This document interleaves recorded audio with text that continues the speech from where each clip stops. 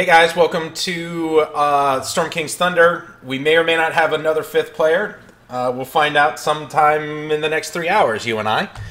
Meanwhile, we're going to have our usual roundabout communication to make sure that things are good audio-wise. Smurf, you're up. So, you want me to do a full introduction? No. Don't say the thing. We're just testing audio, right? Audio test 1, 2, 3. Okay, Bruce. Yes, that's me. Abby. Okay, John. That's what I meant. There you go. John, testing. 1, 2, 3. Abby, are you back? No? We'll assume that she's good if everyone else is good. Now a big pause. Smurf, we're done testing at this point. Okay. The mute was pushed on my mic, sorry. Okay. This whole time I've been talking and I thought you were ignoring me. No, promise. Wasn't doing that. First day new mouse, sorry about that. Got a hole in your lip? Yeah, clearly. Okay, so the party is here at Zelbros, the G's. This is one of the things that I'm frustrated about Fantasy Grounds. At some point I'm going to need to reach out to the masterminds of John and Bruce to... What's the best way to undo that as the image and make something else be the image? Are you asking now? No, we'll talk about this later. Okay. Anyone who's interested, stick around at the end of the game. Meanwhile, let's go ahead and welcome everyone to the game. And as always, Bearded Texan has provided us a recap of the last game. Make it happen. So last time on Storm King's Thunder, the party moves uneventfully down the road. That is until a strange talking raven decides to become BFF with Traben. The party is lured off the path into a domestic dispute between two fairies. The party slays a Doppler weed and frees a trapped sister pixie, and accidentally prevents an overrunning of Doppler giants. Onward to Zolbros, then they meet a mute giant and his goat buddies. Before much of anything happens, Alessandra is snatched off by a giant spider. Let's do this. And real quick, I haven't shown this to the rest of the party yet. This is effectively what popped up and snagged Alessandra. You'll know it as a trapdoor spider later on, but the ground almost shifted straight up. She was snagged in a web, sucked in right away, and all of a sudden backed off, and whatever was covering the spider's entrance dropped right back down, and you are left in a situation where you don't know exactly where Alessandra has been snatched to. And do we know that she's been snatched? I think you do, because I think you would have heard, it was kind of a loud thud that happened. It wasn't her getting snatched that you heard, it was the thud of the ground resettling, because it happened very suddenly. I will also tell you that I have a timer as to understanding what happens to everyone in this. So this is going to be one of our fun time trialed type games. And with that, again, the giant is still coming towards you all. It's making its way very slowly. It kind of got frightened, I think, at one point when y'all were yelling at him at end of last game.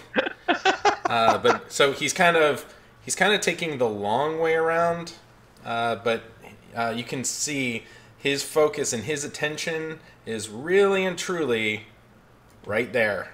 He really wants to get that rock pile back up on where y'all had knocked it, or Arjak had knocked it down before, hence the small... Yeah, don't throw them in there. It was all me. Yeah, it was all him. Okay, what is the party doing? Traben was pretty much transfixed by this huge humanoid that is not speaking, but slowly moving towards them. Okay. Still with his hands in the air, trying to show the universal symbol of, hey dude, I don't want to mess with you. So effectively what you're doing is saying, ba week grana week nani bomb? What? Sorry, I couldn't say that sober. Sorry, that's a Transformer animated movie reference. Sorry. Oh, dude. Oh, really, man. Quick, go put on your old Atari t-shirt just so you can be properly retro. As always, John, the player, is a slow kid on the bus.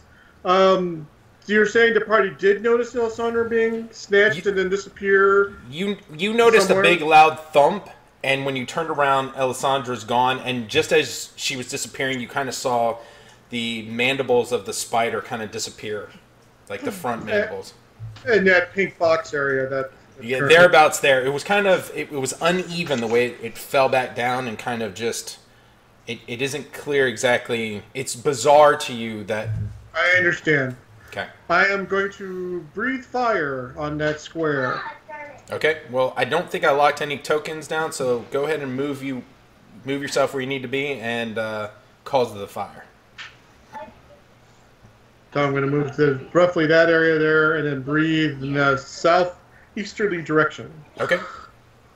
So without going to having to do anything that you have to roll or anything, you breathe out this massive blast of fire, and you kind of see it kind of dip in certain areas, and it's all ruined buildings that you're breathing into, right? So it's not like you're in a forest setting truly where all of a sudden something bursts into flames, right?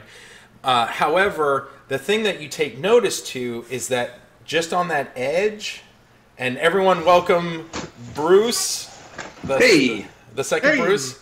Bruce, give me a minute. As soon as your character comes in, I'll let you know. Yep, right. I'm enjoying the story. Go on, please. Don't stop for me. Excellent. So you happen to notice though that that like there's a little bit of smoke rising up from the debris that you breathed on, and it's filtering. It's not necessarily going straight up. There's like a filter, and all of a sudden you kind of notice that there seems to be a hole somewhere around there. Can we get a rough area, like, or looking at on the map, just like a pointer or something? Again, the pink square is kind of that okay. area. There's it's somewhere in there that it's like the smoke is some of the heavier smoke is just kind of settling and not necessarily rising up. So once he's done barfing flame, Gesh will say, "What the hell?" Yeah. It's those jalapenos. They get me every morning, I do. Everyone, look. That area seems to be oddly filtered for any better reason. I'll move on from there. Arjak, being man of action, would like to draw his battle axe and shield, go over the area where he just breathed fire, and start jumping around in the area. Okay. All 325-ish pounds of him. Sure, absolutely. Go ahead. Move your character over so I kind of know where you're at.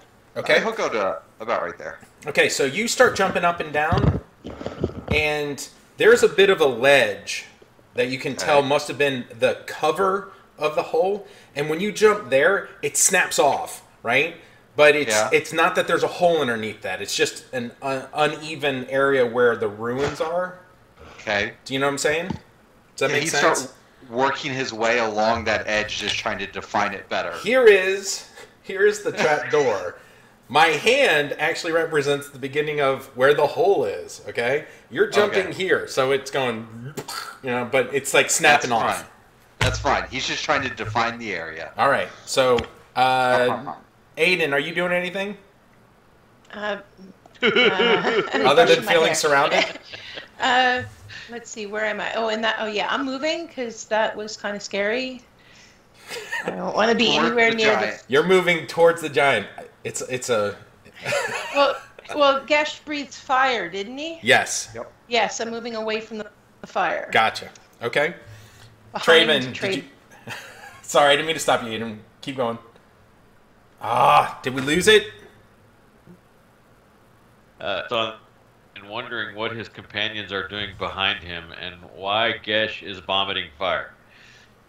Okay. So, again, he was so transfixed on this giant that he probably didn't notice the halfling disappearing. No, probably not. Like I said, no one really noticed it so much as they noticed that a loud noise and all of a sudden Alessandra's missing. Well, he probably, he's like, there's a big giant right here, guys. Hey, we come in peace, no problem. Gesh, why are you throwing fire? What's going on over here? Arjax, what are you doing? You know, Aiden, get back. There's a giant. You know, that kind of, oh, there it goes. Okay, what's going on? The goats are all jumping on the big stones, having a good old time.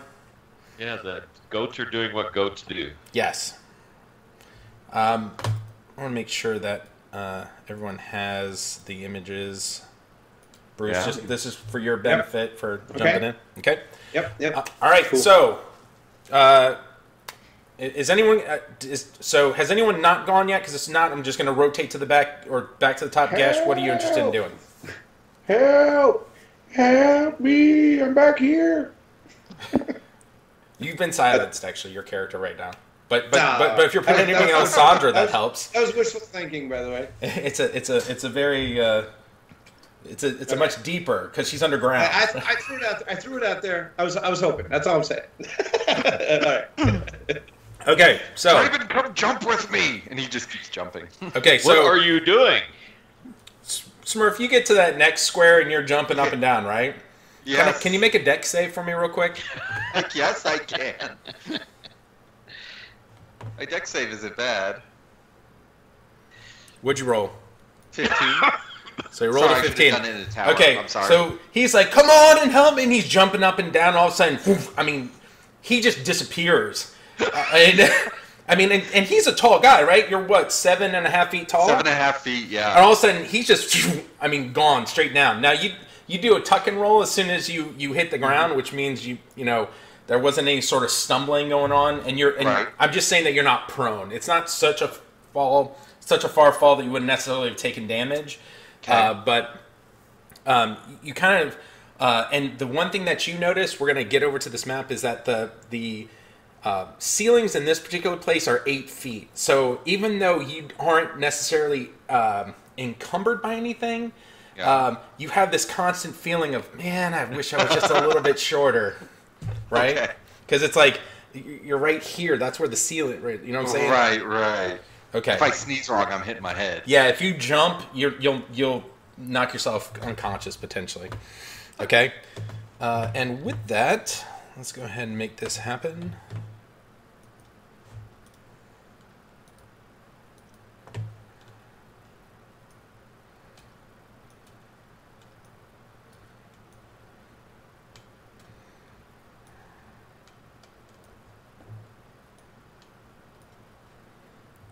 And put everyone kind of sort of where they were.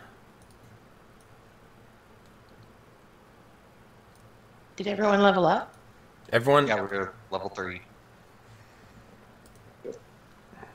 Oh, I see what you're saying. It wasn't a did we get to level up, is did everyone get it done? Yeah. Whoops. Oh, okay, I got you now. Okay. Before we head into potential combat, yeah. And the tokens on the spider domain are not from the combat tracker. Thank you for reminding me. I keep doing that. I so want to make this happen quickly. It's okay. You'll learn someday.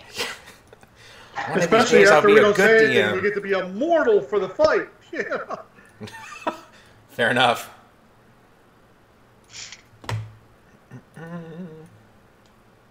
Okay, so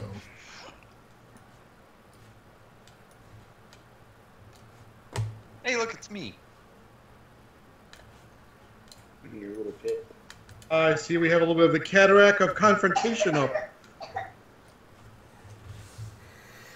okay, so he kind of stomps down, and so there's a couple things that you notice. First off, the walls actually have a little bit of a embedded lining of quartz that emanate just a tiny bit of light. So Good. you would not necessarily need dark vision to see this.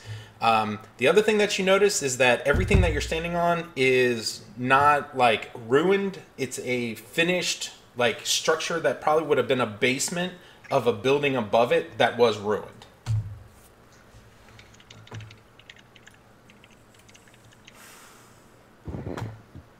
I'm going to let other people do things, then I'll continue. What is the giant done? Is it just totally ignored us, right? The giant has walked past you, and you start seeing him picking up the stones and putting them on top of one another. And not paying any attention. He is to- not paying the slightest bit of attention to you. Okay, so having seen Arjax disappear and Gesh make flame for some reason, Traven will start to back away from the giant and tell Aiden, come, let's see what Arjax has gotten into now. It was not a potion this time. And let's hope he still has all his clothes on. It just happened that once. But Okay. So, go ahead. Again, I haven't locked, because we're not in any sort of initiative at this point, so I haven't locked any tokens. Arjack, make a perception check. You'll have to figure out how you want to descend down. Again, it's about an 8-foot drop from the main area.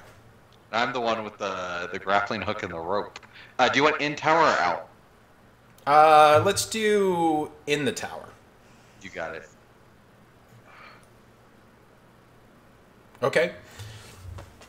So again, slight eminent light. It's not a ton though. Okay. Right. And it's literally just enough. So effectively, like the glow, it only affects the square in front of it as it like goes along the side of the hull. Okay. The other thing that you notice, and this is because it isn't a bright thing, is that just a little bit farther away from you, about 10 feet away from you, there is a sticky, webby substance that is about like a foot off the ground.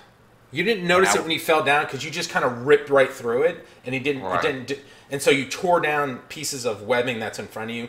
But just another 10 feet, and all of a sudden there's a web, and it's about, I don't know, 1.5 feet off the ground, and it's parallel with the ground. Okay. Through the entire corridor. A hole then right there in front of Arjack, or not Arjack. Gesh, which character am I? There's an Arjack diameter hole in the earth. Yes. Right above where Arjack is. Yeah. Yes. Understood. Yes. All right, so I'll shout down. Well, I guess it's handy. I got some rope back in town too. So I got some rope for my backpack and lowering it down. So come on, folks. Arjack's gone down. Arjack go down the hole. Why? What? Where's Alessandra? I think she went down the hole too. I think she was snagged down the hole. I believe she was cuteness snapped. Snapped. I don't want to go down in the hole then. Then you shall remain here by yourself with the giant. I don't really like her that much anyway. So you'll stay here with the giant by yourself. He hasn't snatched anyone up. Okay, all right. And he's got these nice goats. Just checking. Actually, they may have cheese. Okay. I need to know how you guys are descending. Got to remember, Gesh I is actually have lowering things rope. planned depending on how long it takes you to get to Alessandra. We're on a timer, yeah. Ken, why they Gesh is descend lowering down? rope.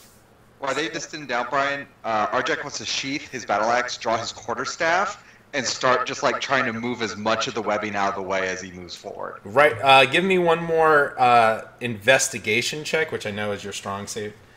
Oh yes, I'm the best at investigation. Yeah. Are you sure I can't intimidate it? No. Sorry, that was public. Ooh. Oh, that doesn't matter. That's really good. So you're noticing it. Okay, as you're doing it, you're like, the web feels newer. I don't know how you would know that other than the fact that it just isn't like farther down. You can kind of see where it gets thicker. Here it's thinner.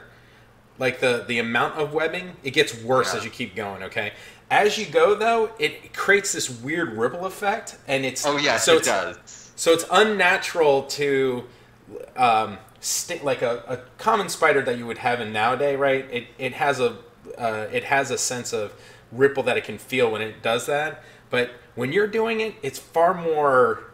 It's almost tactile as you're swinging your quarterstaff back and forth, trying to get rid of the webbing. Arjack does not knock lightly. He keeps going. Okay. So you're going at it kind of slowly, but you're still going at it.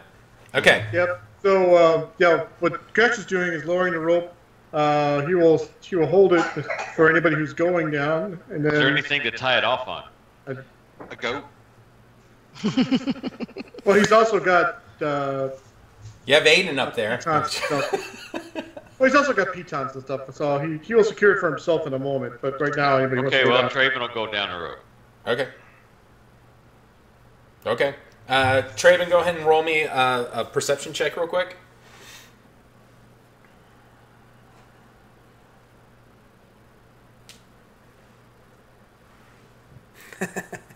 Yeah, you know, the only thing you notice is Arjack in front of you swinging away. Like that is the only thing that is your attention is entirely focused on that. And it's somewhat dark down here except for that semi-translucent you were talking Yeah, about. it's a bluish like hue of light that's coming in from either side. You do notice that the gems closest to the hole are now starting to emanate brighter and brighter light. Like it's more like gem. it's a what? You said gems? Yeah, it's a really thin gem that's embedded into the wall that's emanating this light, and as it gets to a point of some sort of sense of photosynthesis and or it's grabbing light from the outside, it's starting to reflect it brighter. Okay. Not to the point of he will yell up blinding. at Gesh. Does it look like, looking up, does it look like you could make the opening bigger? So yes, but it's kind of awkward now because you kind of see because you're underneath it, you now notice that there's a section over to like just the south of you that looks like it's one solid piece. And if the spider had come out, it must have lifted that whole thing, this whole 10 by 10 like block of stone up off on its back, snagged someone, came back in, and that thud was the stone settling back down. So it looks like a trap door. Yes. So cool. And Yes. I will tell Gesh that, yelling up at him. But that but it it's looks like they're- significantly heavy trapdoor. Right. I'm just telling him that I it could looks lift like weights. something could lift up what's covering this opening. Where are you going, Arjax? Wait. Unless he tells me otherwise, I'm going to keep pushing him down the Yeah. road. I got things to hit, and he just keeps going. So now, Gesh is going to look for a place to secure the rope or nail the rope to, or something where you can just tie off this rope. If he's got to use the pittance, he will, but otherwise he's. Is it So pitons, pittance? What is that? pitons, I think, is actually the way. Pitons. There it is. Thank you. But That's one of those words I read in first and remember it wrong ever since. You know, no matter how I remember it. so really, there's only two things that he could use. One of them is actually the structure that's being built by the stone giant, or use your pitons. So. Pitons. And yeah, I don't want to mess with the stone giant stuff. And I'm about to look while I'm doing this. Look over to Aiden. Come understand, my lady. Oh no, I'm going. You sure? Yeah, I'm going down there. It's a I don't want hole. to, but From, I know. From deep down in the hole. It's dark. Traven is lighting a torch, by the way. Okay. So your ability to see, while it wasn't entirely hindered, wasn't more than about 20 feet. Now you kind of get between the light of your torch and the light of the things. Again, the light emanating from the torch is slowly going, you can kind of tell is slowly starting to recharge the gem in the wall. But it's not, again, it's not super bright, and you still probably can't see more than, 30 feet ahead.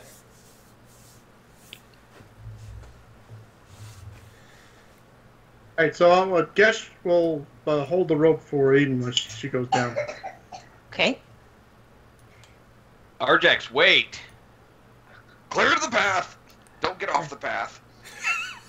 Yes, that was the first rule. I cast light on my shield. Okay, immediately, your magical light all of a sudden kind of, the only word I can use is infects all the gems on either side of the wall, and now they're emanating 10 feet of light, kind of up to 30 feet away from you, kind of the extent of your light spell.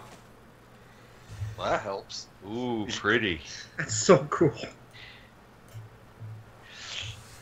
Arjack, when she does that, it's really clear to see that there's a door leading to the south.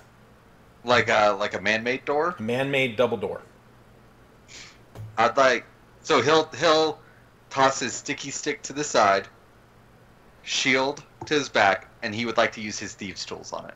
Okay, so you're going to rush up to it. So the second Yes. you do, because you haven't cleared that area out, the webbing in it, you hear this as it just like emanates this like That's fine. echo of your presence down the hall. That's fine. Okay, and So if there's any webbing anywhere around Traven, he's taking his torch to it. no. Well, again, Arjax took that whole time destroying all the webbing. So effectively, up until the first cutoff, let me just kind of put it out there right now.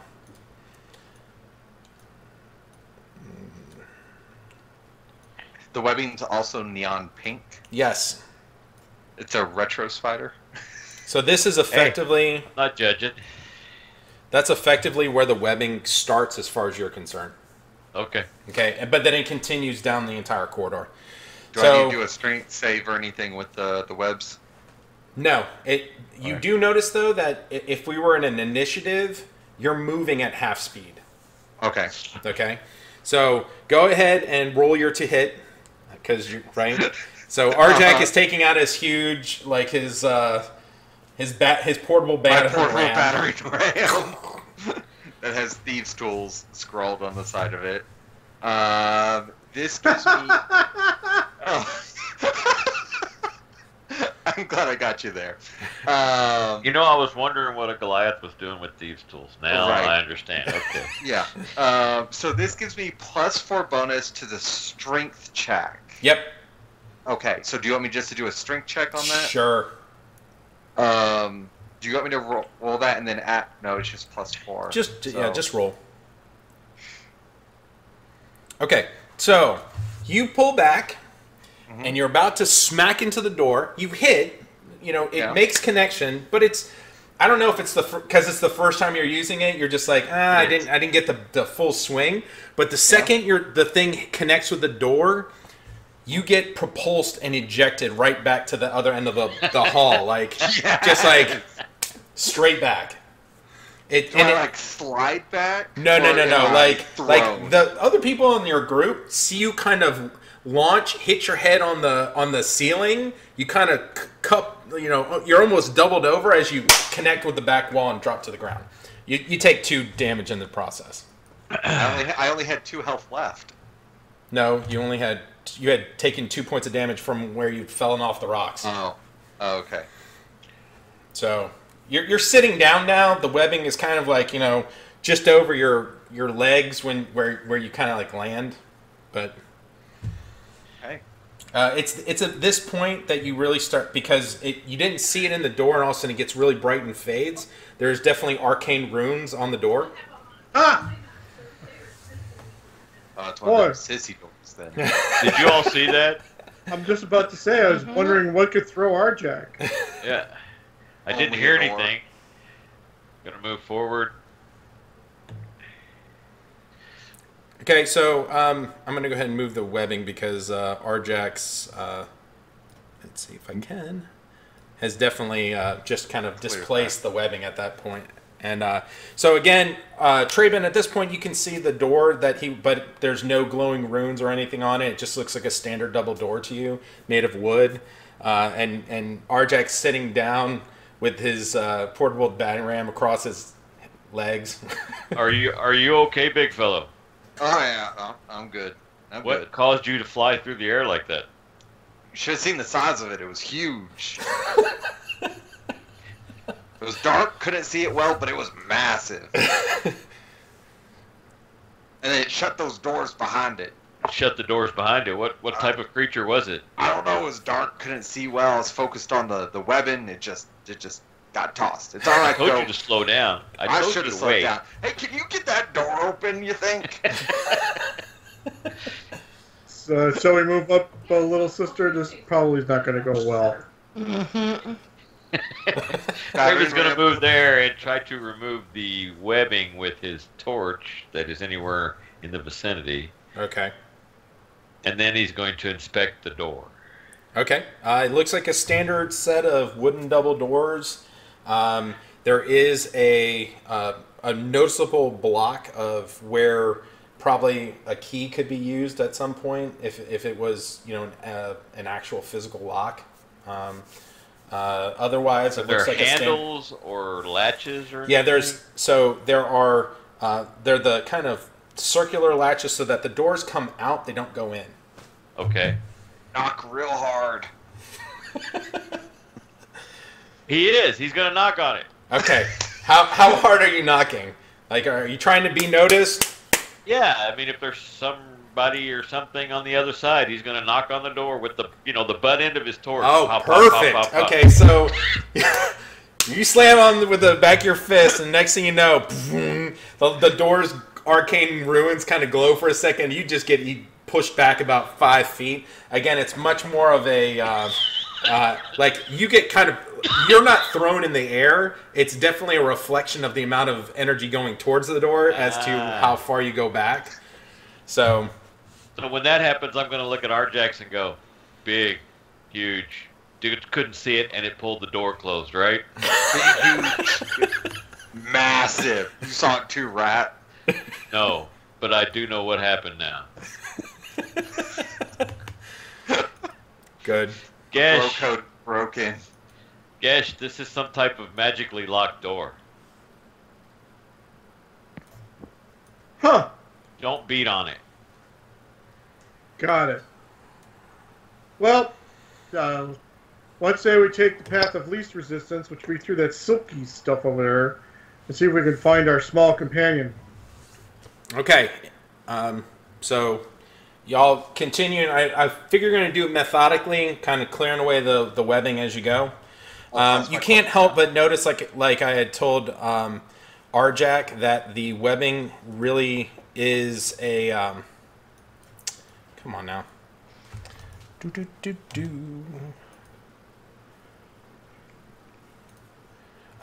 The webbing really and truly is unnatural and thick, and especially as you get past where the door is, it gets slightly denser. Definitely a networking of, and so it takes a little bit longer as you go, but y'all are making decent time because the group as a whole is working kind of uniformly to make this happen, right? Okay. And again, from Aiden's light spell, you kind of notice a single door a little farther down, and you can tell that the hallway curves around. Do we hear anything? Like cries for help from our friend or anything? No, actually, you don't hear anything from her. That would be worrisome. Yes. Okay, so when we get to this door, I mean, you're saying we've cleared all the way down to here, right? I'm saying that basically you can move I'm not moving your characters for you at this point. I need you to move your characters, right? But I'm going to make the assumption that however far you move your character, you've been kind of moving away the webbing as you go. Okay, so that's a turn. That's 30 feet. Yeah. So And we see the door. And you see the door. And a turn in the hallway. And a turn in the hallway. It's taken you probably about I don't know, maybe what would be technically, if we were in initiative, maybe 4 rounds for you to get to this point. Okay. It's not easy going, but at the same time, like I said, because you're uniformly doing it together, it's kind of, you're making shorter work of it. Right. Aiden, keep up. I need everyone who's near the single door to go ahead and roll me a perception check. You got it, boss. And do that in the tower. What counts as near? That's close enough. You can go ahead and do it. I wouldn't have allowed you way back where you were. That's a natural 20. Or a 1. Or what? Holy cow. You all don't hear a thing. I just have to say this because people on the stream, if they're like zoomed in on it, might see this better than, or might be able to tell what just happened. Not a single one of you rolled over a 6. That's typical for perception for me. Yeah. So you don't hear anything distinct, but what you do hear is a lot of furniture or sounds of moving south of you in that single door. It's like furniture sounds like I'm a chair. Look at me. No, more like. Gotcha. Okay. Okay. Be a guest. Be a guest. That I do know. I do know what that's from. Okay, so yeah, You want me to try Traven to will open- You want me to open this door? study the door and see if there's any similarity between this one and the double door. I mean, it's of similar make, although the only difference is that this door doesn't have the same sort of like locking mechanism. It's just simply a handle that goes open. There appears to be no physical locking mechanism on this door. He'll pull it open. Okay, give me a strength test.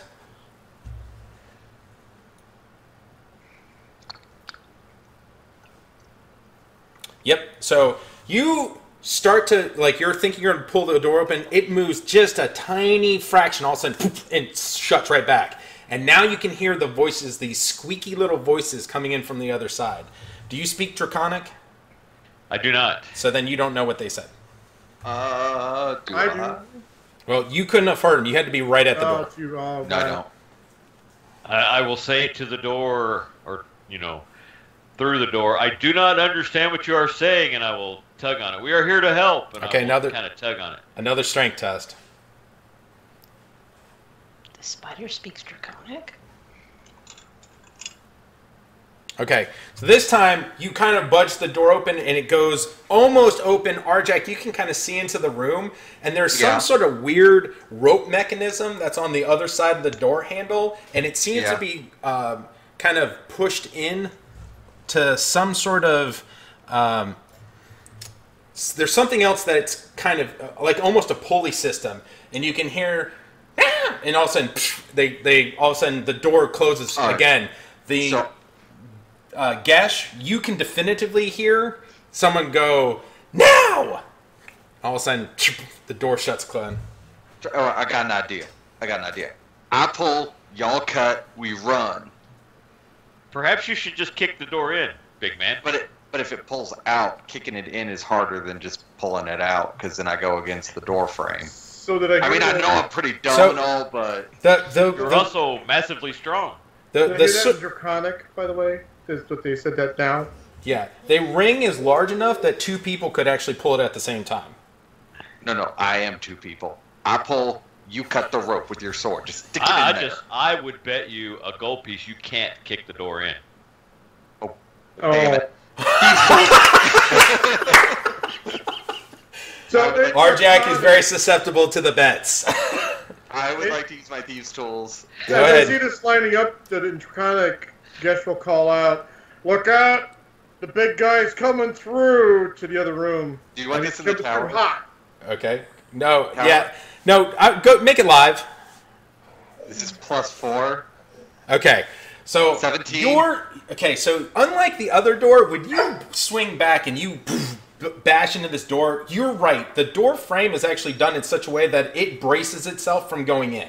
However, your battering ram breaks into a little piece of the door, and Gesh and Aiden can both hear little squeaky voices in Draconic going, "That ain't no spider!" I would like to swing Little again squeaky. to try to break the door down. What now? I would like to swing again. Okay, give me 1 second. Roll your strength thing. I gotta let the dog out. Little squeaky voices in Draconic? Kobolds. Yep. Oh, thank you. Yeah. Takes one to know one, right? Yeah. Hey! Arjack, you know you're only getting a +3 on those rolls, right? You said +4? Plus, when I looked at the item, when I go to my inventory and I go to RAM Portable and open it up, it says you can use Portable RAM to break down doors. No, what he's saying is that you're not. So instead of a 15, you should have gotten a 19. Oh. You have to adjust the item when you're So, anyways, the second time the battery ram goes through, it's just like it's open season. You can see the door doesn't collapse in on itself, but you can clearly see the rope, and cutting it would take 2 seconds. I back up because and to switch out weapons. Okay. Anyone else doing anything? So the door's now gone, and there's a rope hanging. No, there's in a the door. big hole in the door that you can see this rope that's just meander. Like, are you going to stick your face in the hole? I can't tell you what's in the room just yet if you're not going to do it. No, so. just I thought the door was actually Door's gone. not no, because again, RJack was actually right this time.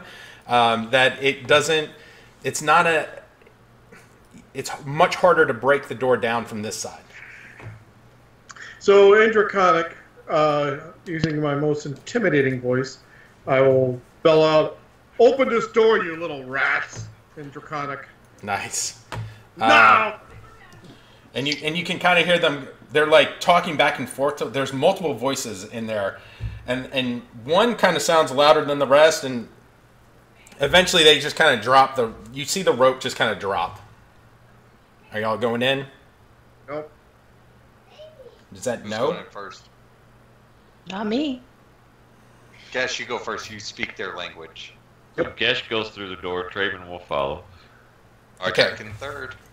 Oh, look at the babies. So there's a bunch of kobolds in this room, and they're actually standing on top of double bunk beds. The rope actually went from the door underneath one end of the door of the bed up through the bed, and they were using it as a mechanical pulley system to kind of keep the door shut. The other unfortunate thing is that there's one more kobold that's in the room that's in front of the middle double beds that I didn't put in there because it's dead. It's been completely flattened by a piece of the ceiling that was above it. Give me some. Give me some. Everyone who goes into that room, give me a perception check. I can't get in there yet. Right. Sorry, I'm just too big.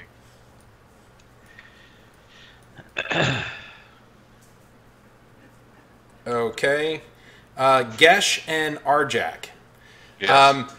You get the sense that that dead kobold was probably trying to dig out from this room straight up to escape.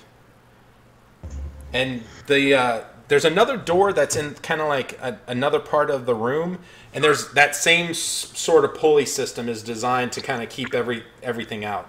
The one thing that you notice is that their food stores have been significantly diminished. They're all kind of a little bit on the malnourished side, but none of them were interested in going back into that hallway.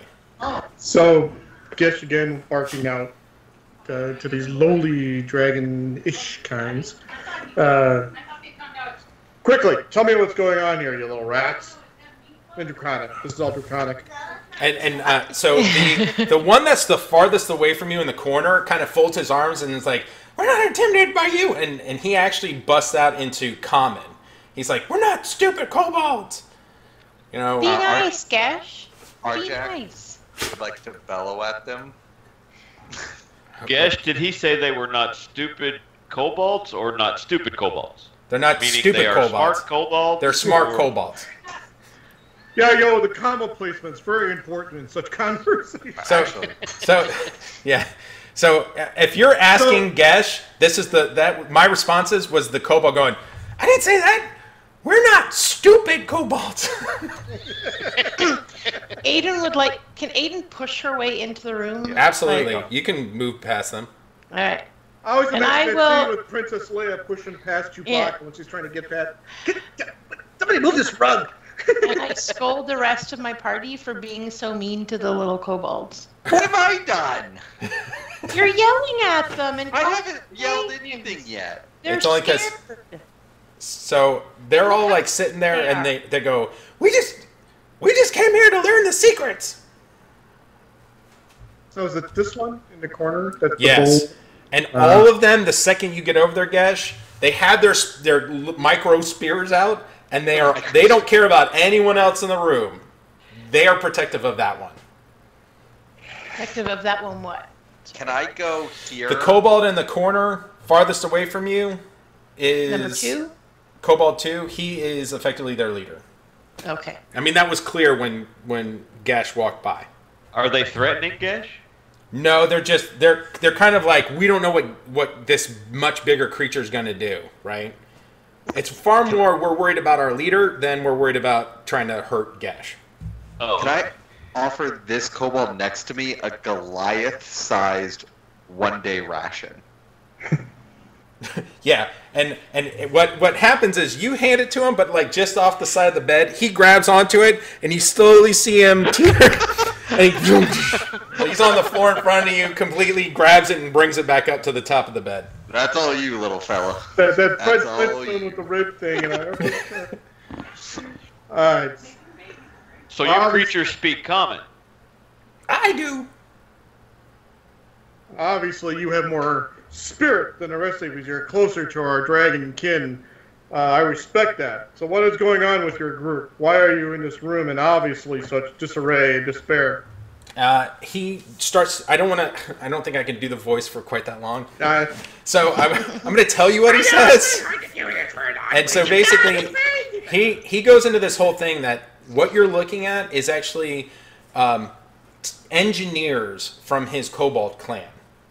Okay, they were actually scorned by their own tribe. They decided to go make a name for themselves. They were tired of being pushed around as smaller dragon kind, and they found out rumors of the humans at Zelbros trying to follow in the footsteps of the fire giants with their design of creating Bahirs to take on dragons, and that humans were doing the same sort of experimentation and building and breeding of creatures that would go into different monsters' nests, eat the eggs, and destroy them. And he starts going on about how they found books, they started doing research, and they realized that the experiment went horribly wrong. Now they just went out. you say you've got books and research. I don't have them. Sorry, when, and they kind of gave, they gave this, the creature that you would have guessed probably took, Alessandra, they gave it its own name, and in Draconic, it's a Draconic word, but the rough common language translation is effectively, misanthropic web slinger. Spider-Man? Oh, there you go. So you've all been trapped here then by this beast, and you haven't been able to get out, obviously. There's more than one. Oh. Gesh, how long have they been down here?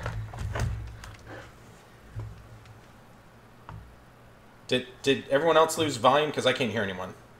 Nope. Yep. No? Oh, okay. I lost John. I can't Am I hear. back? Yeah, you're back. Sorry, was this conversation... I thought this conversation wasn't common now between the Cobalt leader and Gash, or is this not... Is this in Draconic right now? Oh, he was speaking in common back to you. That's fine. And Traben can actually ask that question if he so chooses. So it's just common. How long has your group been down here? I don't know. We don't see the sun set. I would guess, based on our food consumption, a 10-day. Oof. Well, what is in the room next door, and do you know how to get past those strange doors? Yeah, I did. You did, Yep. But but you don't anymore? But the key's in the floor in the other room. all right, to the other room. I'm not going in there. No, you're not. Well, But Why, he what's in basically the other explains room? that the main library is in the room that was arcane locked. And that's where the key is. No, the key is in the room south of where you're at. well, we are in a bit of a hurry since our friend has disappeared by that eight-legged terror. So, tell you what, little friends, the way out to the front is clear, except for the giant stacking stones, which is unusual and not really normal. That guy doesn't But- worry us. And all of a sudden, I mean, literally, as soon as you're saying that, I mean, Arjack, you watch as the two kobolds on the bed that was right next to you literally use your head as like a launching pad and into the door and Wait, gone. I thought I only had 5 inches of clearance here. Oh, They're kobolds, man. No. They don't need a lot of room. well, at your shoulders. There you go. Okay. Well, the kobolds are like mice. As long as their snouts can fit, the rest of them will get through, you know? Yep. All right, well, obviously we need to... well, they're gone. They're taking off, but they haven't left. They haven't left in... I mean, but they're like, the way's clear? Yep. They're really hungry. Arjack, Traven, the eight-legged terror must be through here, and I'm sure what's left of our small friend, hopefully not completely desiccated, must be nearby, too. Well, let's find her. So you want me to punch something? I'm going to open this door, and if it's got 8 legs and multiple eyes, please do. You got it. I will open the door. Guess we'll open the door. Okay. You find that it takes you a little bit longer than normal because the door goes out, and again, the webbing again gets thicker than before. Okay. There is a concern that you're starting to have that if you were walking on this, that it wouldn't be half your speed; it'd be a third of your speed. Oh. Traven, torch. Torch up. So, Traven, you start applying heat to the webbing, and you're noticing that it's not really destroying it like it was before. This is it's almost a hardened resin as opposed to silk webbing. It's been here a bit. It's been here for a long time, but so it's strange that it's hardened like resin, but it still has that bouncy, like as you hit it with the flame, it like radiates movement information in all directions. So is it sticky though? It's less stickier than the other stuff. It's just that it's more of it. It's more of it. We are close to a lair, I would guess. And you kind of notice that basically up there's a set of double doors just north of you, right? And that resin goes up through there as well. Where does it look thickest? From this point, it's hard to decipher because it's not as... There's no point at which the webbing at this point is translucent. Does that make sense? Right. Mm-hmm. So because of that, it's hard to tell density at this point.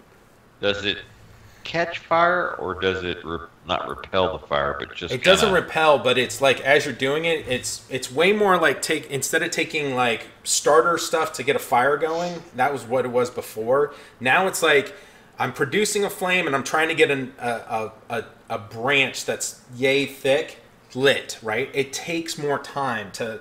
Okay. Right? As it's burning out in all directions. All right, well, he's going to... Go ahead.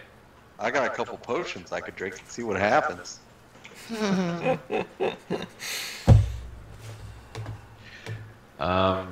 going to stand there and do what he's going to do to, burn as much of it as he can to clear a path. If only we had some fire. I've got a torch in my hand. That's little fire. You have flame breath. Breathe. No, I don't. You don't? I do, but I don't. There's a story there somewhere. Yes. There is. It involves some chickens. I'm just letting you know, 50 minutes have gone by 50? since you've been in this cavern. Game He's going to do what he can to clear out as much and move. Okay. So which direction are you headed in? Whichever seems the thickest, the webbing seems to be the thickest, I guess, or the oldest. Yeah, I'll be honest with you. It's a tough call. You're just starting to see another door south of you, and there's a door north of you. Both of them, there's actually 2 layers now that you're in the hallway that you can see that's covering up the north doorway. There's that thicker stuff, and then on top of it, there's a more common spider web that kind of extends like to the ceiling. Way. Okay. Can I help him with my quarterstaff to help clear faster? Absolutely. So what you end up doing by doing that is you kind of break down, and you're noticing that when you hit this particular webbing, it actually cracks and breaks off the side of the wall and drops to the ground. So now and now the flame stuff can kind of be used to at least mitigate some of the stickiness on top, as opposed to trying to burn through the whole thing. Unfortunately, Arjack though, there's a thickness to the webbing now, so for the time being, you're at a disadvantage due to your height. Okay. For combat. Towards the south, since they're working their way to the north, Gesh wants to try to see what would happen if he just threw an Eldritch Blast to this web mess to the south. Do an experiment. Do it.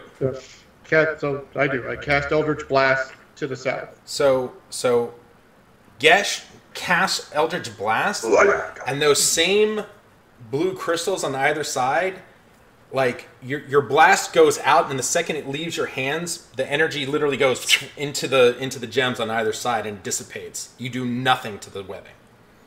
Oh. Whoa, this is interesting. Arcane powers are not effective here, at least mine are not. Question, Brian? Yes. If I do a ranged attack, am I still at disadvantage? Yes. Oh wait, just making sure. It's just a matter of so effectively you're having to do this in order to shoot your bow, for instance. Well, you have a bow, right?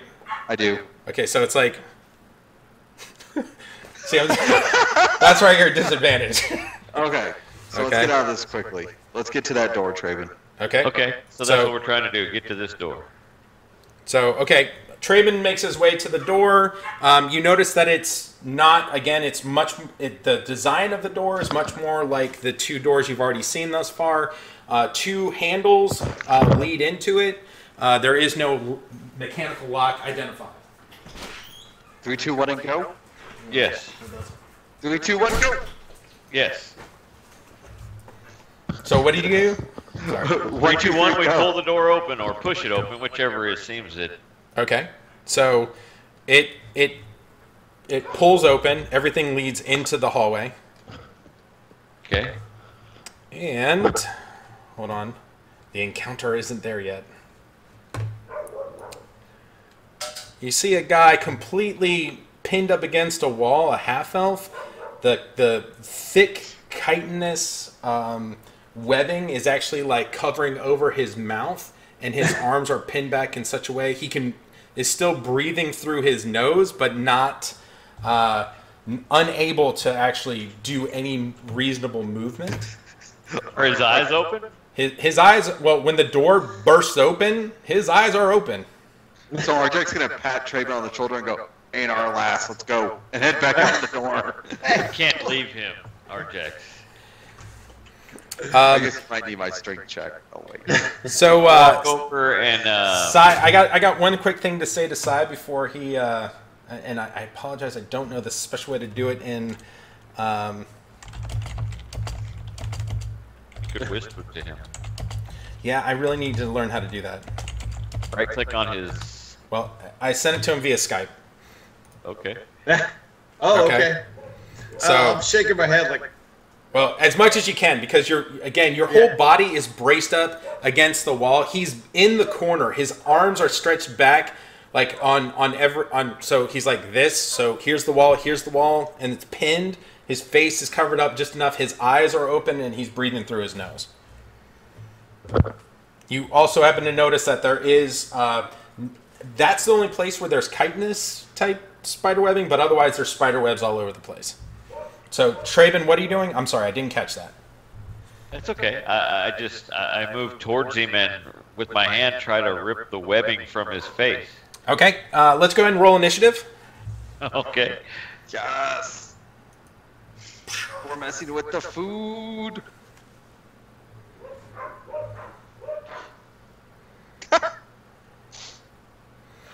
They don't surprise you because as you're doing it, Arjet kind of notices the one that's in the corner lower. Giant Spider 1. Kind of crawling down the more natural webbing. Is this room any taller than the outside, or am I still? Yes. Okay. This room is taller. Okay, good. Okay. Starting from the top, it looks like, and actually let's add, Sai, go ahead and roll initiative as well. Okay. And Gesh, for whatever reason, I don't see an initiative from you.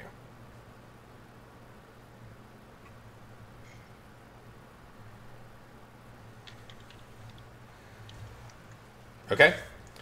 Gesh, you're up first. What? That never happens. I know. 10, 15. Oh, you know what? Let me go ahead and just lock it. That way you don't have to sit around and count. And tokens are locked. Go ahead. Gather somebody probably called out spider or some such thing.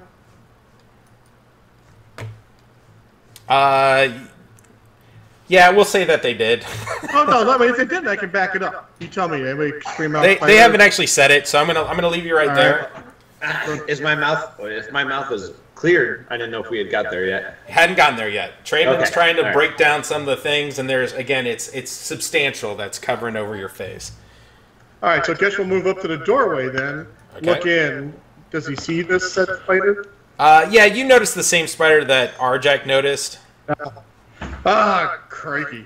Giant arachnids. All right, pull him out. So he pulls out his sword, and he'll wait till the doorway clears to go in. Then. The doors open into the hallway, so it's completely clear. Gotcha. You've moved 5 feet. Did you want to continue? By the way, the ceilings in here are 9-foot ceilings. They're not mass. They're not like 15-foot ceilings. I don't want to... Gotcha. So I will finish my movement and swing at Spider 1, which is the one I can see. Go for the fences, man. Make it happen. Do it. As a bonus action, I am going to hex the beast. Do it. I accidentally realized the spiders are too big. There we go. Did the other one disappear? You haven't seen him yet, Oh, so I'm leaving him as invisible. Go ahead. Now. Whop! Meet the bite of my ancestors, you fiend. All right. So what, you're using your longsword, right? Or greatsword. So Greatsword. Gash comes up, drops his greatsword into the spider's mouth, and let's see what damage. In doing so, though, the spider is able to kind of trap a little bit of the blade by its the pincers in the front, but still takes a cut into the spider's face. Oh, and also takes an additional 1d6 necrotic here, so. Takes another 5, so black ichor comes out of my sword and sucks some more life out of the spider from the hex spell. Excellent. I like the way that you described that. You've somehow in your past you've heard about fighting giant spiders before, and you did a good job, but you're kind of amazed at just how much damage you've done. This is a giant spider, not in the sense of it being large, but a medium-sized giant spider. So not something you'd step on, but not a full-blown giant spider. By the way, you should take that hex effect off of the spider. It should have been on me to do the damage, otherwise that spider's going to do an extra 1d6 necrotic. Nice. Thank you. Which we don't want it to do. Yeah, let's not have that happen. Okay, Traven. I'm sorry, Guess you're done? I am done. All right, Traven. So Traven, Actually, if you're going to do anything other than free Psy, I need you to roll perception because your focus was not in the other direction. right? No, he's reaching up there and clearing the guy's mouth so that he can breathe, speak, whatever. He's Okay, and so we're going to say that you freed up his left hand and his mouth. Okay. Sai, you're able to communicate at any point in time now. Okay. Oh, spider tastes so bad. Spider webs. There's those in my mouth. So, thank you. Stay calm, friend. We will get you out of here. Aiden, you're up. Let's see, if I run real fast, I could probably catch up to the kobolds and use them for cover on the way out. Unfortunately, You you can't don't have their Become little... queen. I could be worshipped by the kobolds. You could be a little wandering troop of planting kobolds. Go on and making crops and land. Go ahead and give me a perception check in the tower, Aiden. Okay. Perception.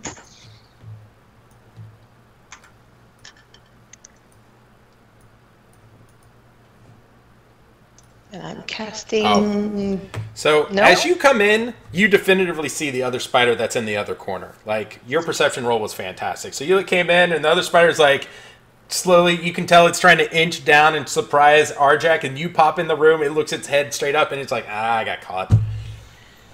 I shove as best as I can Arjak towards the other one and go, kill that. Do I move? I will say, are you gonna try to stop her from doing that? No. Okay, there you are. So I cast Bless. And that is my turn. Okay. Sai, you are incredibly again, you have been here for 2 days. Hunger has definitely set in. The spider bite has caused a sense of poison to be kind of coursing through your blood that you haven't been able to shake this entire time. And you are relatively injured by everything that's going on. Just kind of setting the scene. Yeah, with that said, I looked up the components for one of my spells, and they are only verbal, so no somatic or anything else, no components. Okay. So for said spell, I'm just going to say 2 of them, and I'm going to do the best I can to cast Fairy Fire on both the spiders, because looks like they're within 20 feet of each other. Oh, they are. So if I can't target them, I'm having a hard time. Oh, you know why? Because I goofed and didn't pull you from the tracker like I should. Yep, there you go. Now try to track them. There we go. There we go. So if you think a verbal spell was within my powers in my weakened state, I will give that a shot. Whoa. You cast it 4 times? It looks like I did it twice. For whatever reason. I'm not sure what I should have. I didn't, but it looks like I rolled like 4 dice. Okay, so we're going to say that Giant Spider 1 is impacted and Giant Spider 2 is not. Okay. But it doesn't look like it applied any effect on them, right? But all that really should do is provide advantage, right? Yeah. So on Giant Spider number 1, I think I can apply that. Yeah, it should have an effect on There your we go. spell. Okay. And that is my turn. Oh, God. And I'll have, outline Giant Spider number 2, I believe. Or is it 1? Anyway, 1. I'm done. Okay, right. And that will be it for me. All right, Giant Spider 1. Guess you're right in front of him, so he's going to go for the bite. And that is a solid hit. Its mandibles just crush right into you. Applying damage. So, you successfully saved, barely might I add, with a DC 10. So that you're not poisoned currently, but you are, you've taken 7 points of damage. Alright, Giant Spider 2. It sees that Arjak is coming near, and he's not even remotely interested in dealing with this larger creature without having some sort of sneak. So applies a web. Mm-hmm. Unfortunately, it misses, and it shoots a web, but it does it in such a way that Arjak's massive frame just kind of hits him center mass and doesn't connect to the floor. So he's like, "Well, that's not going to stop me," and he keeps going forward. Arjak, you're up. I would like to move to there. Got it. And I would like to do a goading attack towards him. All right, do it. Okay. You're going to throw a goat at him? I'm going to throw a goat. Does a goading attack work against a simple creature? Does anyone know? Has anyone used a fighter like that? Never had. All it said was they have to make a wisdom saving throw or has disadvantage. Oh, I'm sorry. This is a distracting strike. And I believe Time is of the essence, so maybe hold off on doing this until you get... It gives my next ally, if they attack him, advantage. Okay. That's all it does. Okay. Oh, So he Is doesn't there, have is to there any make wisdom saving throw on that, you said? Nothing. Okay. Not for this one. For the other one, it does. Okay. Then, yeah, then, So sure. It acts like an aid, basically. You know, it's just whoever else comes up. Yeah. Things like, what are you doing, man? I don't get your attack. Sounds good.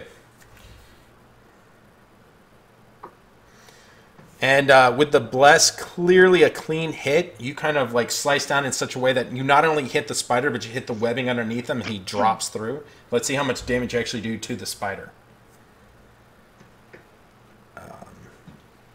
So again, you're applying your battle axe double-handed, dual-handed. No, this is combat superiority that I get the extra damage. There you go. So you hit the spider squarely. You've provided this advantage against him, but he hasn't, and he's currently on the ground. He's no longer at like that 8-foot limit where he was trying to sneak up on you. All right, next up, Gesh, you're up. A fine bite, loaf sister. Here comes a return.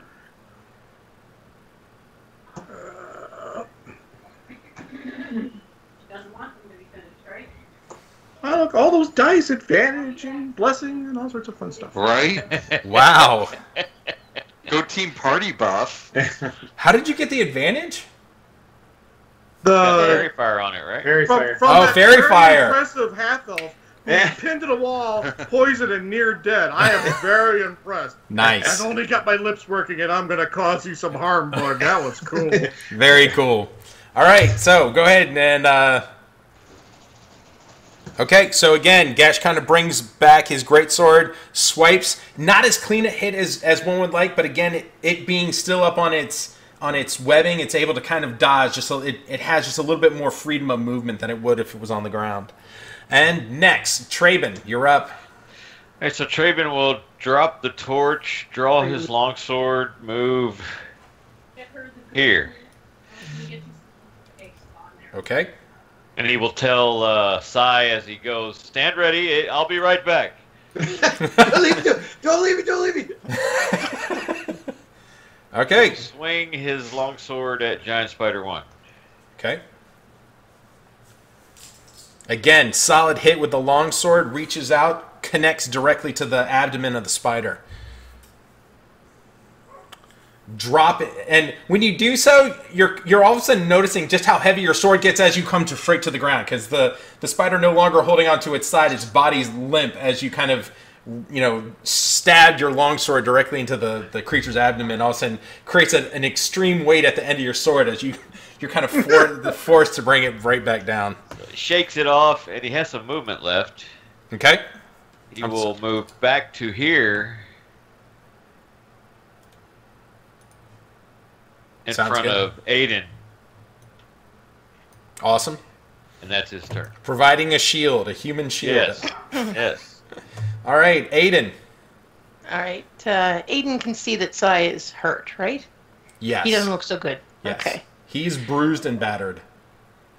Keeping one eye in the back of her head on spider number 2, she'll move up and channel divinity on the half elf, Okay. healing him for 10. Very nice. Go healer, go. Sai, you're still really hungry, but man, you don't feel as much external pain as you did before. Okay. As this Dragonborn kind of, again, it's not that Dragonborns are all that common. And again, having recently dealt with the dragon cultists, it's a surprising situation. Sai, you're up. Okay. I'm gonna look with thanks at at this dragon that just healed me, and then what does Arjak look like? Like what's his Like that. Physical Is he- appearance? how tall? How is he like a big? He's what's a his Goliath. race? He's 7.5 He's a Goliath. feet tall. Yeah. Over 300 pounds, pure muscle, bearded, braided like dreadlock hair going down in a mohawk kind of fashion. Okay. He's very scary looking. Can you all hear the I am dogs barking? going to yell, "Bearded friend!" and see if I can get his attention for a second, just 1 second. Even though I'm like got one arm in the thing, I'm just gonna be like, sweep the legs, and I'm gonna try to give him a bardic inspiration, like for the turn. There you go. As a bonus action. So you can add 1d6 to any die roll in the next 10 minutes. Any die roll, even damage? Not damage. Attack, saving throw, or ability check in the next. And then I will cast another verbal spell. I will fairy fire the giant spider again. I'll give it a shot. Okay. Take it. Is that an attack? Technically. No, it's a bonus action for me. All right, no, but does it? What does it an offensive? Because it would get advantage. I'm not sure. Because it's a saving throw thing. It's not a targeted attack, right? No, it's not targeted. The bardic inspiration just means you get to add 1d6 onto any. No, the other one. He's trying to see if he can give you advantage for your fairy fire. Fairy fire. Ooh. It says the next attack roll. It's not a roll. It's not an attack. Okay. Okay. So no, it doesn't. So unfortunately, no. This is a good thing. The spider epically fails his save, and he's glowing like a 4th of July occasion going on. And then I'll kind of like a Halloween disco. I'll just kind of like flop forward in the webbing. Let the webbing hold. Yeah. I'm so tired. It's not comfortable, but it's sturdy, keeping you upright, and you don't fall on your face. All right. Giant Spider 1 disappears because it's dead. Giant Spider 2, Arjac is directly in its bite range, so it's going to attempt to do so. It does connect. What? You can use that because of the ability. You can minus a 1d6 from that because of my cutting words. So if you want to try to 1d6 that hit, see if it doesn't hit you. That's an option. Okay. I'll take it. Okay. Take the 4. He got a total 24, so I think it'd be slightly unlikely to occur. All right. Yeah. Okay. So you did get so it did connect, and now let's find out. You successfully saved yourself from again being poisoned. All right. Next up, Arjac. He's gonna come back with the battle axe. Do it. Because it's what he do. Just a normal attack this time. Okay. Normal attack, that's a critical hit, you know. That is a critical. What you gotta do. Fairy fire. And Arjac, you kind of swing back and just plow your battle axe into the back of this spider, and you're like, how is it still up? I mean, it is just taken so much damage from you. Even with my critical? Even with your critical. Yeah. It's that one leg that's still squirming. Yeah. Right? You know? Finish him. Gash, you're up. Who's gonna steal my kill? It's kind of Gash. This is a common running theme I'm seeing. So because it looped back to my turn, the advantage no longer applies. Okay. Yeah. But he still got the advantage because of the fairy fire. Yep. Right. Perfect timing between you two. It's like it all works well. Well, sorry, Arjac. Since Traven stole mine, I'm coming to steal yours. A lot of love in the party. It's a hit. Thank God for the advantage. Yes, because that would have been potentially a critical fail. Man. Go ahead, roll the damage. Thank you, Abby. Yes. And he does successfully steal the kill. And as the spider's legs crumple, God. He's going to eat it. Gesh Breaks off a leg and has a snack. Is that what you... Gesh invokes the Dark One's blessing and sucks its life force into him. I Okay. will take that. Oh, yeah. So you do that, you start, and Arjac, you're kind of slightly unnerved as you see this like dark energy mass just kind of envelop into Gash. That's weird. Yeah, Traven's kind of going to take note of that. Yep. I only like him because he looks like me. He's very scary. He looks nothing like you. He's large. He looks more like me than you look like me. And red. Well, I'm taller than you too. Which I still haven't figured out. So Sai gets an initial impression of the rest of the party that this is par for the course. I'm like I'm hanging forward in this like cocoon thing. And the party's continuing with its debate. We're not done yet. We'll get you in a minute, man. You, me, and walkway outside. We need to finish that. Draven will go back over there, pick up his torch, and carefully extricate this half-elf from these webs. Okay, I will flop onto the floor like fresh out of the womb. It was like rebuilt and roll onto my back. It's like so hungry. Thank you so much. I'm so hungry. Here. Traven will, reach into his backpack and bring out a. We're out of initiative, just to make sure everyone knows. A ration, and it's not a feast, but it is food. Thank you. I'll nibble on the rations and look to the golden scaled, or is it bronze scaled dragon that healed me. Say thank you, both of you, all of you.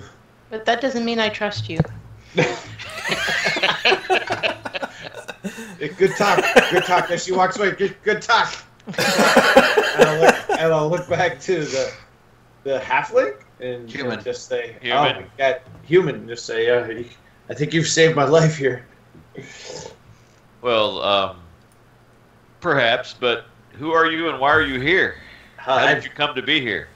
I'm Sai Sadar. I was camping in the woods, and these beasts, these foul spiders, they took me. I woke up cocooned and was dragged through the woods and then dragged down tunnels and ended up here. I was sure I was going to be feasted upon within hours. Yeah, don't care. Got a halfling to save. Yeah, how long have you been here? I've been here 2 days. 2 days. Perhaps there's still a chance for us to save our friend, fellows. Come, talk and walk. Let's go. Yes. My loot. It's essential that I find my loot. It's actually pinned up. It was pinned up behind you this whole time. So all your gear is directly behind you. The spiders brought you in, and you didn't know this because of all the immense thick spider webbing. But the smaller spiders were the ones that snagged you, brought you in, and kind of presented you as a gift to their overlord that you're about to encounter. Please take this half-elf. So yeah, pretty much. Well, I will first and foremost dig out my loot and then the rest of my gear and just get it all. So it might take me a minute, but that's my immediate mission.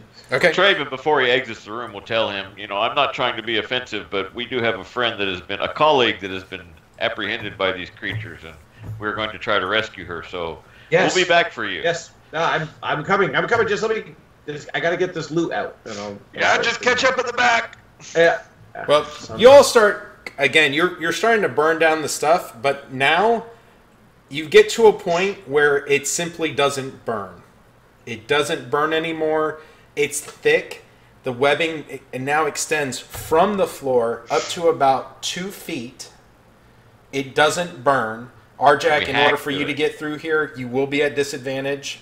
It's just the ceiling. In fact, anyone who's not under 6 feet tall will be at disadvantage because it's 2 feet of this chitinous material and then 6 feet remaining. Okay?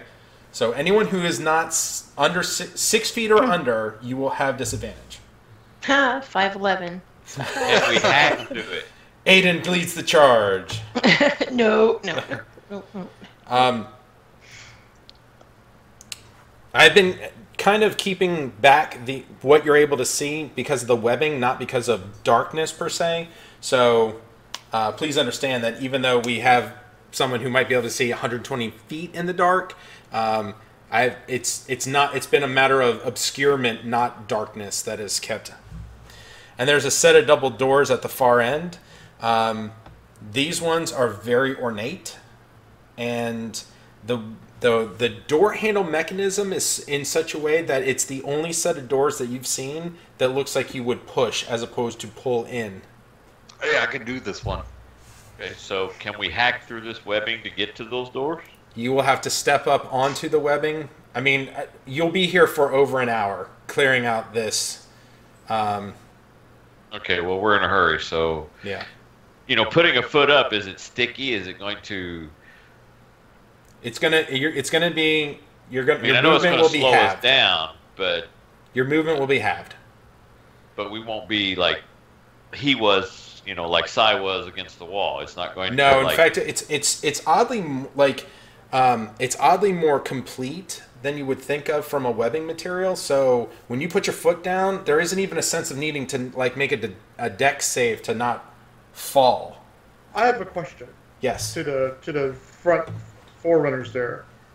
What if we try knocking down the southern wall to the cobalt room instead of trying to hack our way through this stuff? I'm willing to bet that Arjak could do some serious damage to that wall with his thieves' tools than us trying to work our way through this crud.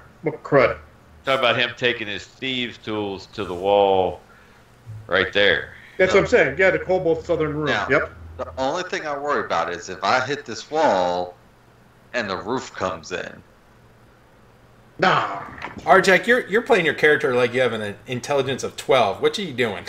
And a coward. And a coward. I bet that Arjak can't knock a hole in that wall with his... Hold on. Brian, we're going to do this right. He already owes me a gold piece because he could not smash the door in. Oh! Obviously his arms are getting weak. What is that for? It's an intelligence test to Oh. see. Yeah, I don't know. That was so on the line. I'm going to leave it for you to decide. Okay. I understand. He doesn't want to beat up to the challenge. He's afraid. I understand. It's I'll give you 1 minute to think about this while I let my dog in. I'll be right back. Obviously, the kobolds have trained him well. I'm back. One That was sec. less than a minute. Sorry. Here comes my strength check. Add 4 to this. Wow. So, you roll a 26, and you bring back your wooden battering No, ram. it's metal. It's metal. It's made of metal? It's made of metal. Okay, so you slam it directly into that wall, Yes. and it chunks. And you get the sense that maybe this would be an endeavor much like Shawshank Redemption. You're going to be here a while to get through this wall. It's pure stone. Like, That's what I figured. so Comes back out. All right, so Traven's going to do what he can to make his way to this door. okay. And I'll come around the corner and be like, bing bong bong on my loot and be like, got my stuff. Oh, fellow musician. Excellent. Yep. Great. Ding ding ding ding ding ding. Works. You may- Everything is okay. Don't worry. Oh, You can wait, make don't music leave for me us back. later. Okay. All right. Yes. I Okay, will so speak of your. I will sing of your heroism.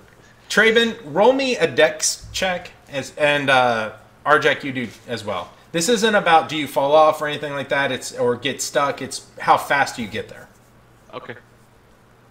So as Sai comes out and outside, Gesh will turn and bow to him, saying, I am Gesh Marston. Pleasure to meet you, sir. I was very Nice. impressive. I So- was very impressed by your bravery on the wall. I was very impressed by you not letting me die in here, and I'll tip my hat or like my head. You know. Thank you. So Traven, you bound to the door like it's a child in there that you got to save. Okay. And it is. But that is clear. Like you get straight there, it takes one turn. You weren't even barely slowed down. You get to the door. Tell me what you want to do. Arjak, you see Traven do that. Not so much. And so This after door whatever looks Traven like- wants to do is when you get there. Gotcha. Say these doors look like they go inward. Yes. I'm going to push on them. Okay. How hard do you push on them? And Arjak, here are we you go. helping? I would like to use my thieves' tools again to help. Okay. That'll be interesting. Okay, so I need a strength check from both of you.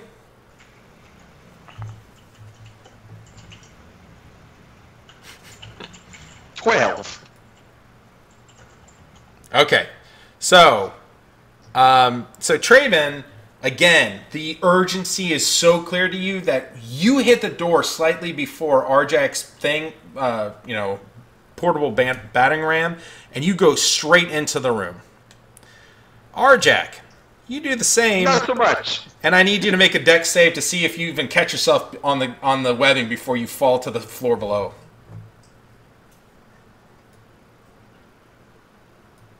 You do. Your battering ram, however, is on the floor beneath you. And I need you to understand. Put it away. What? Can I scoop it up and put it away? No, because it's a good 12 feet beneath you. Oh, we're on an elevated surface. Yes. So where you see kind of like the weird webbing thing, that's the only thing that's on this floor. The entire floor that should be here has disappeared, either from some sort of issue. Beneath you, Arjak, the first thing you notice as soon as you come into this room is that the temperature of the room has got to be 15 degrees warmer here than it is outside when the door was closed. Was my dex save to try to... Is there any way I could try to catch my ram before it falls? No, Okay. This was literally just to catch you before you fell. Okay. Hold on. I want you to see what I'm trying to do here. So what I just revealed is the floor below. Does that make sense? Okay. It's got a keyboard? What?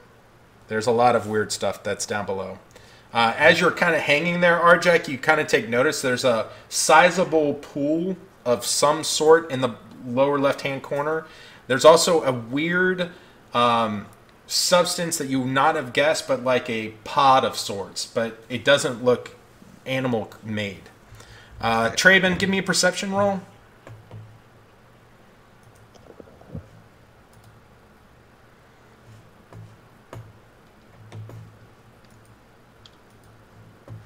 What did you get?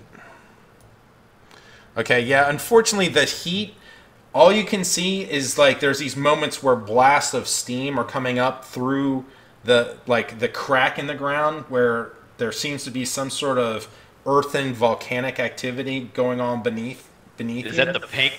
That is the orangish color. Again, you can see it more clearly in the bottom area. Right. If you scroll down, you can kind of see. So I needed to show that it was two elevations, right? Right. But it's in one room. Okay. So, for instance, if Arjak had fallen, he would have ended up on, effectively, this table beneath him. Understood. So we are in the air. Yes. There is no floor in this room.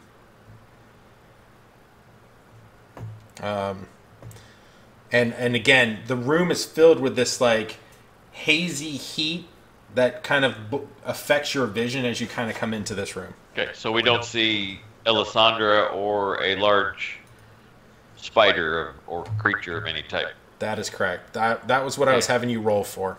Okay, but this webbing that we're standing on, is it of the same consistency as the stuff in the hallway? That's a really I'm guessing yes, that's what the yellowish is. I'm sorry, yes. It is totally the same substance. Okay, so I'm going to move forward if I can. You can. Basically, everyone's movement in this room while you're on this has been reduced to 10 feet per turn. Go ahead and roll initiative. Has it been a minute since the last fight? No. No. Honestly, I would have said yes, but Traven's unbelievable dexterity check to get to the door means no. Is that a good thing or bad thing for Aiden? Oh, I'm just wondering about the blast that lasts a minute. Oh, Bless is still up. Okay. Okay. So again, you kind of move forward. There's a weird haziness. Your eye starts to water, and the heat that comes up from the floor below sheds light everywhere in the room. So there's no it's not a problem with vision. It's I can't I can't tell what's going on because my eyes are watering that badly. Okay. Okay. And you have gone. So 10 feet. Yeah. Arjak, you're up. How far down below me is it, would you say? Probably it's a 10-foot drop. You could probably max out on taking about, a D6 worth of damage if you just fell and didn't save. I would like to try to jump down. Okay, so go ahead and roll your. I think is there a jump or acrobatics? There's athletics. I do acrobatics because it's not. You're not climbing up, so it's. Do you want to in the tower? Yes, please. You're fine. You don't end up hurting yourself, but as soon as you step down, there's something that is of a odd material and some metallic materials, and when you land on it, you crush it into the table beneath you. Oh. Okay. Okay. No going back now. So that effectively is your action. Do you want to move? Yeah, I'll move to here, Okay. and then I'll. You're wait. You're not in the same position as up top. You can move your normal movement. Right, but I don't see any enemies in my threat range, right? That is correct. Can I look up at the underside of the web Yes. and nothing there? There's nothing underneath the web as far as you can see. I'm gonna hold and kind of move as I watch Traven above me, kind of try to move at his speed. Okay. Now you are having, as you get farther down this room, the heat actually intensifies more. Okay. Yeah. So it's going to start to become potentially uncomfortable. Okay. I can handle uncomfortable. I knew you could. I can. Arjak, thieves tools. Thieves tools. Oh, can I pick up my thieves' tools? Yes. Okay, thank you. I Okay. grabbed them. Gesh. Oh, this is unpleasant. So before walking in, I am going to look up and around to see if I can see if from the last fight, these things like to go up. So I'm just saying, see if they're anywhere up above. Okay. Roll perception.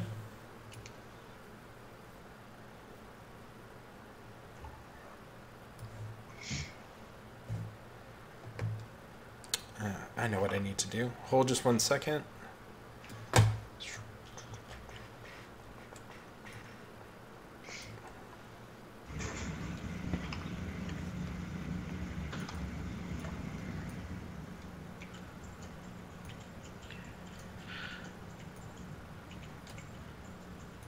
Okay. So the first thing that you notice again, you stick your head in. And it's like, oh, it's wonderful on your red dragon scales. Just the heat that's emanating through this room, and you kind of blink twice, and you don't have the same. You're not quite as impacted. I think I made Traven laugh so loud he lost internet connectivity. So you kind of like stare all around the room, and you notice without much difficulty that there's a giant spider sitting kind of on top of the chitinous material connected to the web. It appears to be taking something, and you see it kind of spinning something against the wall. Yeah. The noise of the hissing of like air that's turning into any sort of vapor is ever present when you come into this room, and you're kind of aware that there's a good chance it just doesn't know that you're there. Is this like the real giant, or is it still like the smaller size spider? So it's like an in-between. Okay. And your character wouldn't necessarily know this. Arjak might have been the only one who really would be able to see this. But it's not the one that took at least the party member. All right. Well, Gesh will walk into the room, Okay. biff Traven in the back of the head, and point, casting Eldritch Blast at the spider over his shoulder. All right. So roll your to hit. Do you have the evocation where you can push things? Because you should push him if you can. No, not yet. Soon.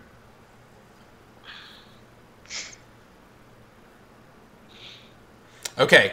Unlike out in the hallway, there's no blue gems lining the walls of this room, and your Eldritch Blast launches, and it just hits the thing straight off the thing, and you see it kind of clutch whatever it's holding as it falls off of the ledge. It wasn't actually, let me confirm this real quick. Yeah, he falls completely off the ledge, clutching whatever he is. He is, and Arjak, you kind of see as the spider kind of it's barely holding on with one quick web that it shot out to the underside of the chitin, and it's kind of clutching onto something. Okay. And that is it for me. All right, Aiden, you're up.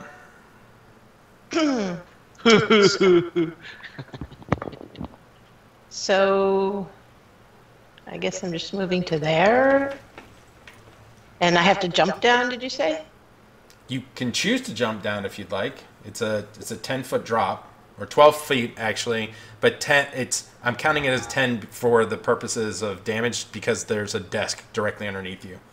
The thing we're on is a path we could stand on up here. Oh, okay, then I will stay there. Okay. So Yeah. if Gaten comes up, he'll turn around.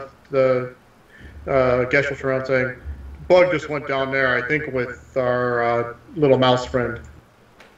Okay, so I don't see the spider, or... Go ahead and yeah, you know what? Roll your perception check too. Okay. Perception... In the tower? Yes, please. Well, not everyone else sees this, but Aiden sees all. Eden sees course she all? does. Okay. Okay? And by far and away, there is 2 other spiders in the room. Giant Spider 1 has been looking at the party as it entered the room. Okay. Oh, there's so many of them. Which one do I shoot, Gash? Go for the biggest one. Okay. I'm guessing that's the G. Yeah. Okay. And what's 75? Okay. It's I think it's within range. Yeah. I imagine her like being with a mortar team, right? 43, angle 12. Absolute hit with Guiding Bolt. Go ahead. Guiding bolt. Okay, now, as soon as Aiden just says, "Oh, there's so many in the room," and Gesh, even you're like, "I've seen one. I don't know how much to believe. I know there's a lot of fear built up in Aiden," and you see this spell just emanate from her hands and hits this huge spider, way bigger than the other ones, in the back corner of the room. It is currently working on something as well. Something that is the webbing it's exuding from itself is thicker, and you can see there's this tiny thing just punching, kind of like as it kind of bulges out. And it's sparkling now. And it's sparkling. Alessandra. Sai, you're up. Okay, so I'll walk into the room. And do I see The only way to walk into the room without, because of the way that it is to be there, which means I need a dex saving throw to make sure you don't fall to the area below. Okay. Dex saving throw.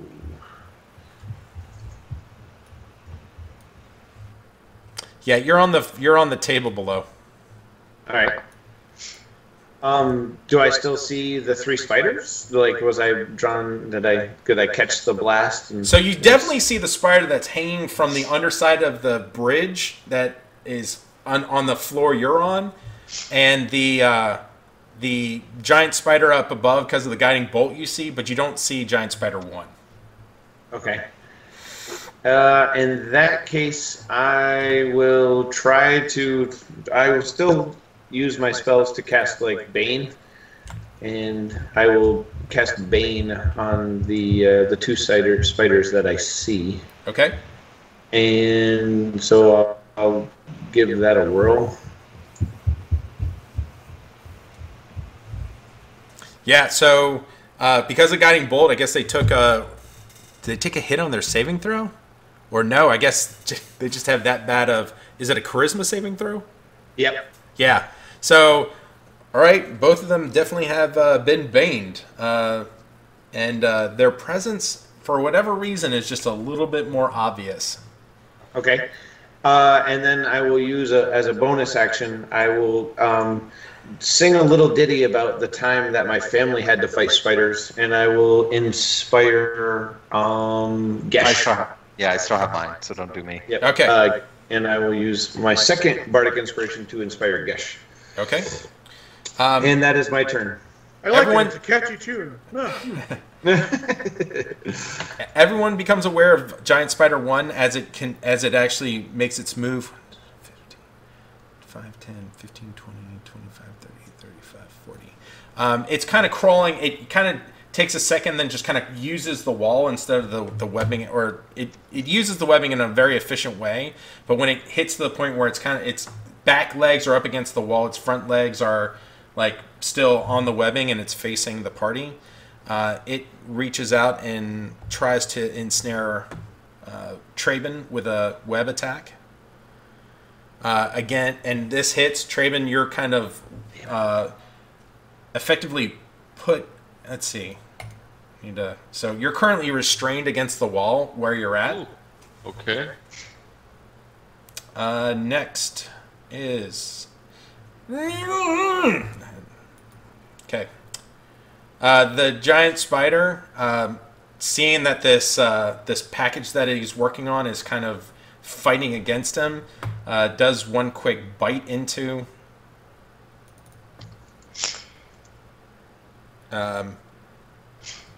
Well, yeah. Actually, so it tries to bite, but for whatever reason, basically the bane, its bite miss, like it's there's a cocoon around it, and he bites into it, and somehow whatever he's currently biting into put a fist up, and the mandibles went around and didn't connect with the fleshy material, stopping the attack. Traben, you're up. I have to try to become unrestrained somehow. Yes. Now this isn't the same sort of stuff that it's normal webbing.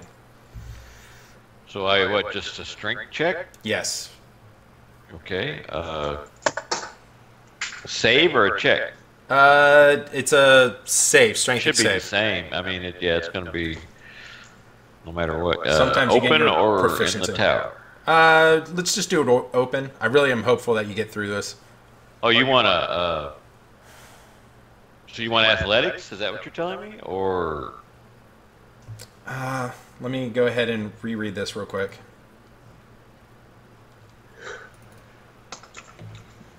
I mean, if it's just a strength check, it says a strength check. Okay, yeah. Strength check. You said in the open, right? Yep. Oh! I'm stuck, my friends. I'm stuck. You push against it, but unfortunately, it just doesn't give, and you're like pinned back up against the wall. Yep. Well, shit. All right. The giant spider that's in the area below kind of throws himself with the momentum over to the side. Whatever he was holding, though, Arjak, you see it drop into this open area below the thing, and this phantasmal hand reaches up, snags the cocoon thing, and just brings it right back down. It's unnatural what you're seeing. That's weird. The giant spider then again uses the wall much more so than staying on the ground. Comes over here and actually he's going to go ahead, jump over and attack Arjak. Bring it on. Don't taunt the spider. That's my job. I'm the tank. Okay, taunt the spider. Gosh. Okay. So this spider to use a bonus action or reaction, please. Go ahead. To what?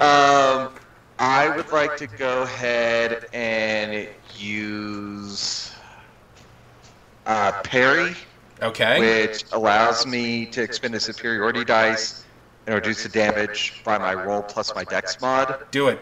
So that's going to be a D8, 4, 6, 8. So reduce that by 4, Okay. whatever damage that was. So down to 10. Okay. And that's it? That's going to be my bonus action, yeah. Okay. And Oh. and reaction, rather. so unfortunately though, when you did get bit and you kind of fended off some of the damage, there's a moment and you just kind of drop paralyzed in front of the spider. Was that a saving throw? Yeah, which he failed. Could he Can I add my inspire bardic that? inspiration to it? Sure, go ahead and add. Is that So add a D6? D6. D6. Ah, God damn it. And hey, now this is a family program. Sorry. You're gonna make me go in and have to beat people out. I've already done that to myself twice. Anyways, Arjak falls prone. Unfortunately, the bardic inspiration wasn't quite enough. Arjak, okay, you're there. Okay. I don't think there's any. Is there a continuous save at the conclusion of this poison? Is there anything I do to shake it? That's what I'm trying to figure out. Hold on. Okay. Now, Brad, we're on a time limit here. I know. And there's only 12 minutes left.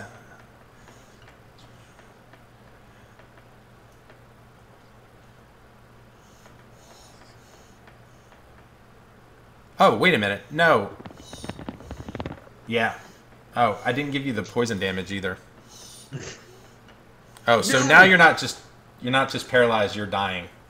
Sorry. So I used my reaction earlier for parry. Yeah, you can't use a secondary reaction. I would like to use my bonus action. You can't. Bonus action is Why during not? your turn.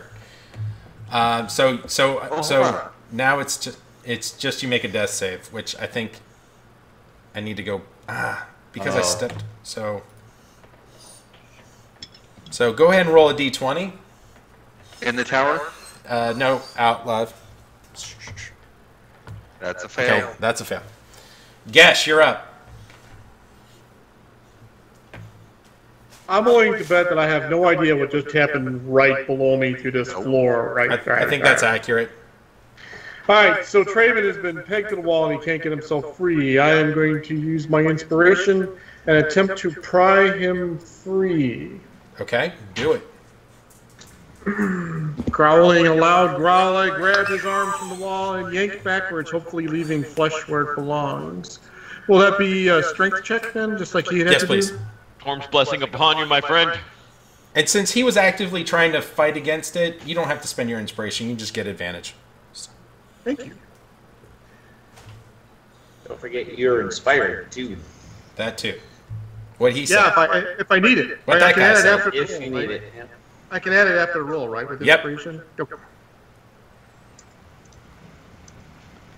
Yep.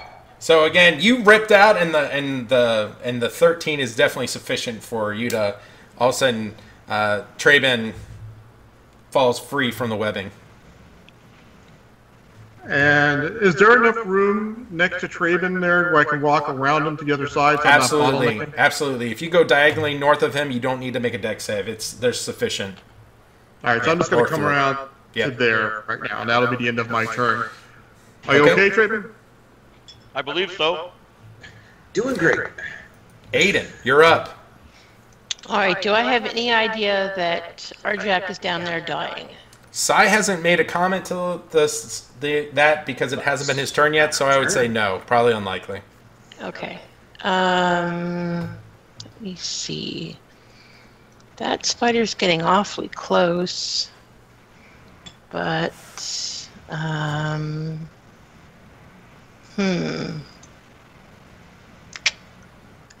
I don't know what to do. I'm going to cast, I'm going to cast a new spell. We've done Bless. Let's do Aid. Okay. Do I have to be able to see the people within range? It doesn't say within visual range, just within range. And Arjak is within 30 feet. Okay. And So- sigh. So what is this? And sigh. I can only do it on 3 people. Yeah, I get it. Yeah. That's cool. And they're the tanks. And I don't know you, so I know, I'm joking. I don't trust you yet. She's very slow to trust. Trust me. Her She character. is. Playing it real. Does that help? Arjak? Because he now has 5 temporary hit points. That's a really good question. I'm going to say yes, that he is effectively not making death saves, but he's still paralyzed in front of the spider. Okay. Good enough for me. And I am not going to move. Okay. Sai, you're up. Okay, Sai is going to run up to his giant comrade that's on the ground, and he is going to cast Cure Wounds at 2nd level. Bam! And he is going to do it. So You're stealing my job. Wah. well, I cast Dissonant Whispers on you. That's not what I meant at all. I was like, why was there a D20 so roll? you That was gain- weird. So you gain 9 hit points back. Okay. Still paralyzed. And I am going to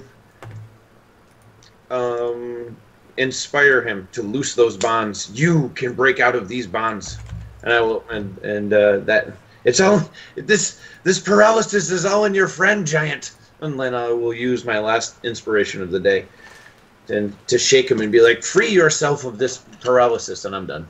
Okay.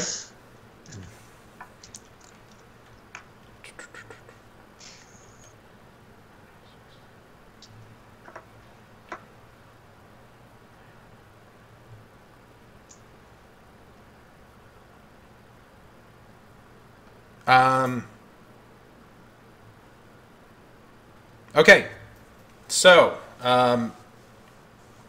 Giant Spider 1 is up top. It makes its way directly over to... It actually makes the mistake of bypassing because it sees that there's a spellcaster there. So, Traben, you get a free attack of opportunity. Hell yeah! Aiden's now screaming. Actually, no, I'm sorry. Gesh does, not Traben. Sorry, Traben. Fine. You're still in his threat, or you can still hit him. Do you know what I'm saying? Where he lands. Yeah, I know. So has John disappeared for right now? We'll come back I to think that. he had to go get some water. Yeah. Yeah, that's fine. We'll get Aiden, and he will attempt to bite. Oh. How is... He attacked me. Oh, that shouldn't happen. Hold on. I know we look a lot alike.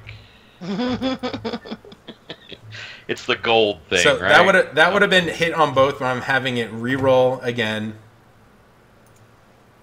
Wait, it attacked both of us.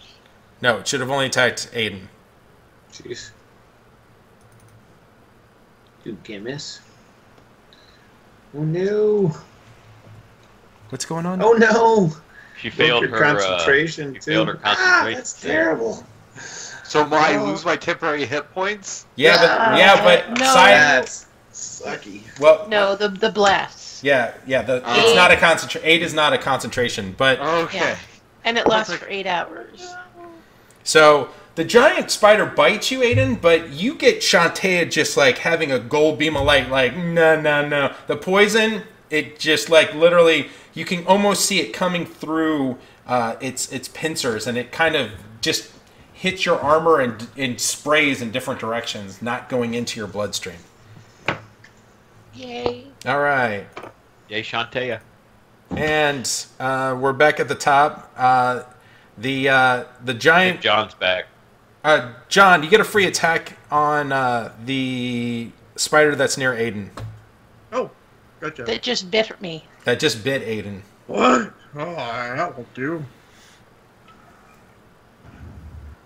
I'm glad we agree. Today.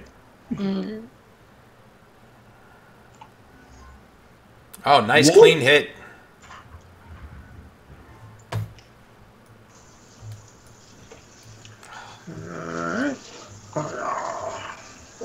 And let's see, is it been? We still within the first combat's 1 minute range, right? Yes. This All would be right, so round 3. All right, so Hex Surgeon is still on me, so let me give it additional 6 damage.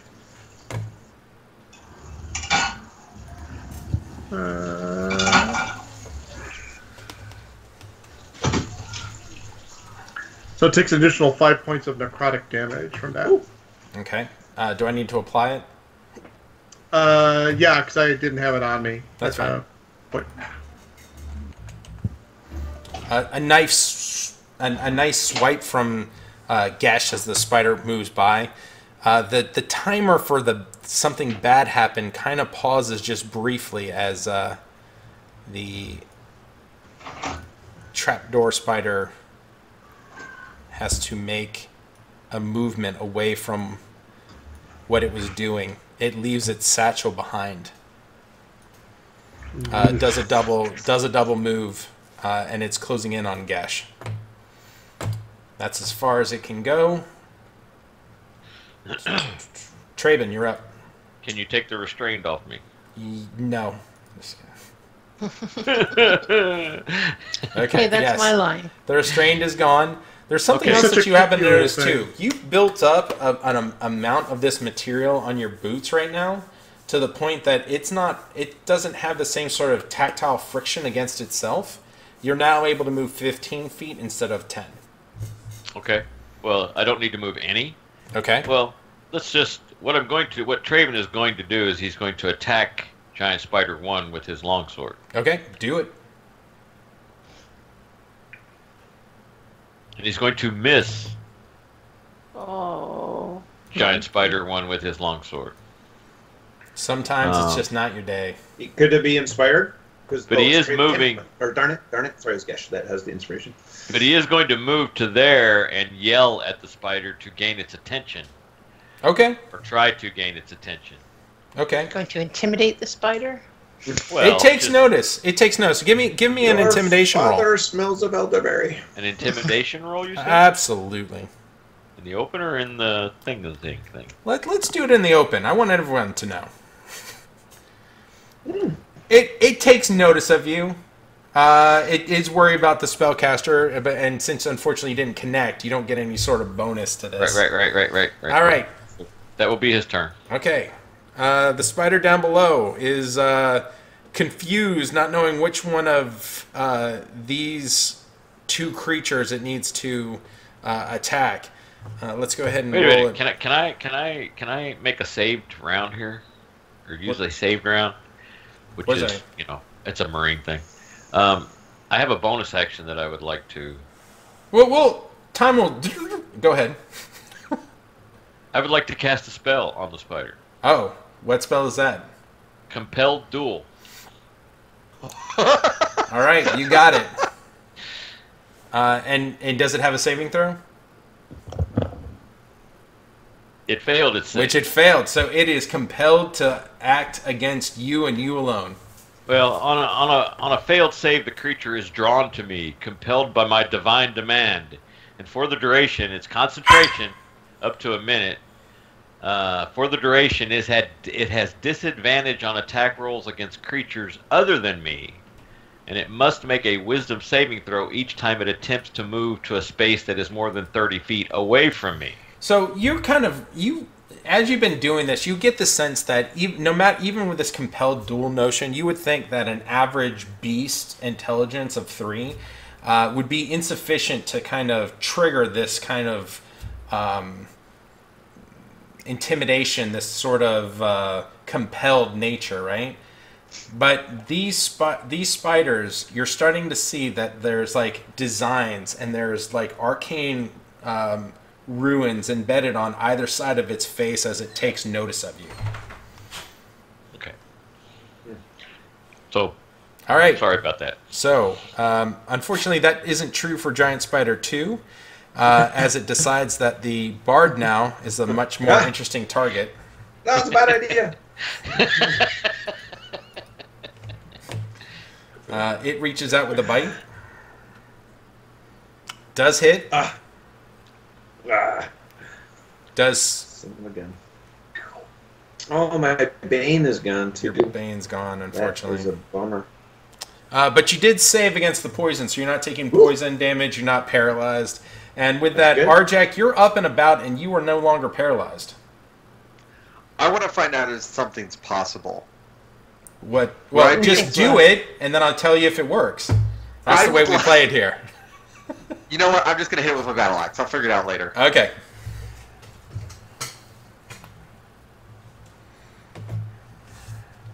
And I'm gonna use just a regular attack. Boom. He did. Whenever he does a regular attack, that's when it hits. I'm good. And not bad on the damage. Yeah. Did I have it targeted? Negative. Negative. I did Negative. not. So I will apply that damage. Don't you Yep. worry. Sorry. Boom. As the spider in front of you... Up. I put it on the wrong one.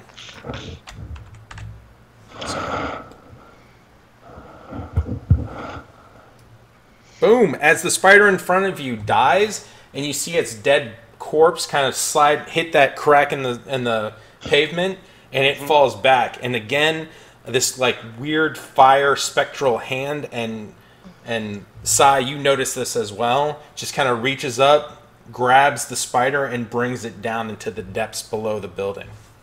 Did everybody else see that? Holy moly!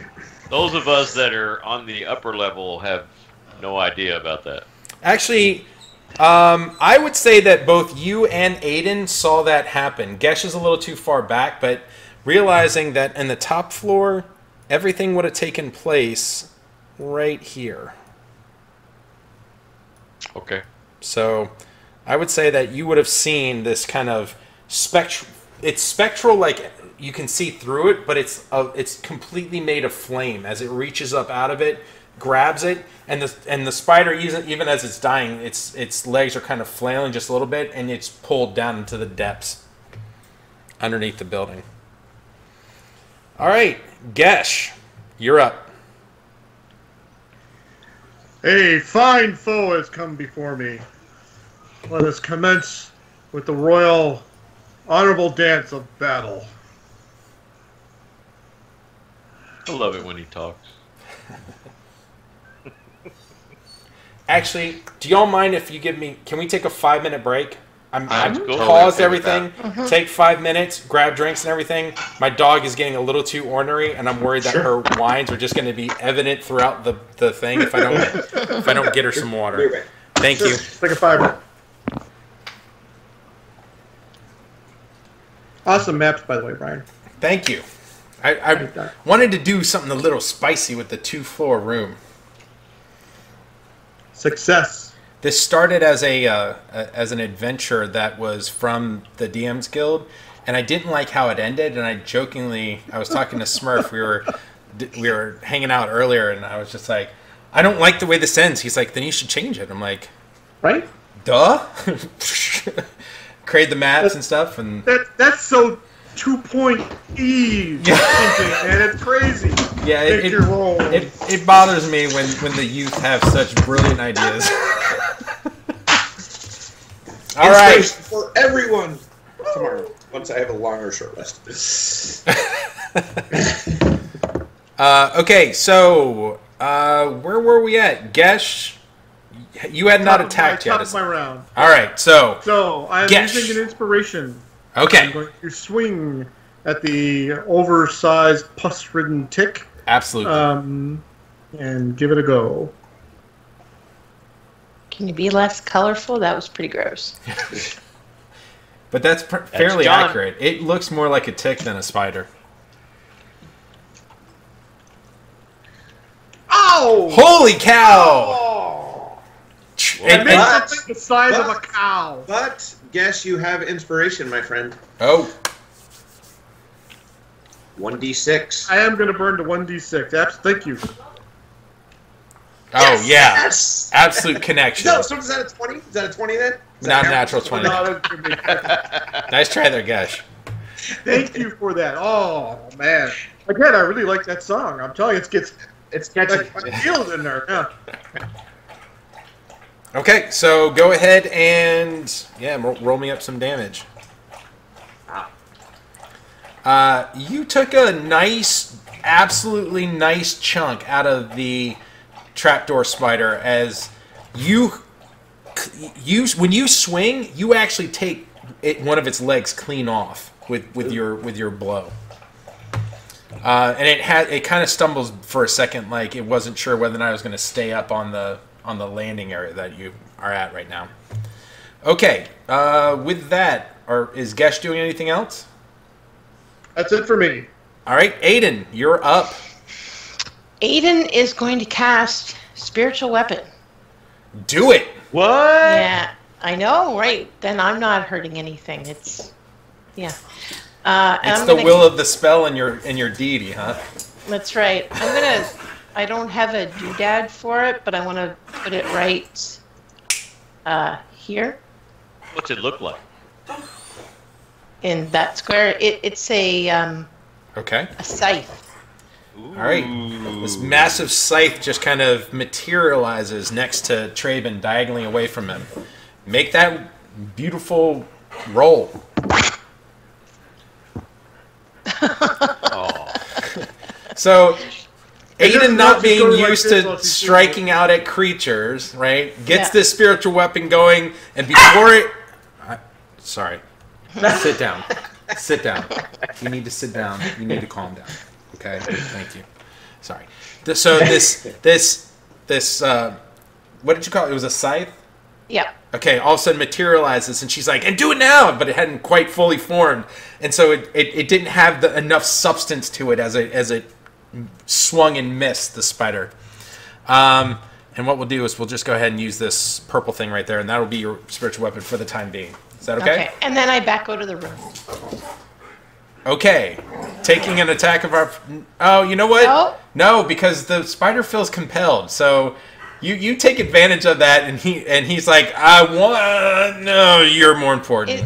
Isn't it a double door? It is a double door. Okay. So Oh, it you're could right. still So hit me. hypothetically... Yeah, you're right. I'm thinking that it's closed. Yeah. I'm sorry. Okay, so next up, Sai.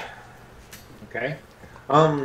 Is this one that's like on the ground that got sucked in by a fiery hand from? Actually, yes. Let's go ahead and get rid of it. Okay.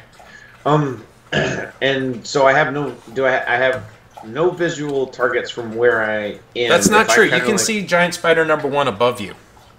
Okay. In that case, I am going to mock him viciously. Are you going to really step on that area right there? I just need to know.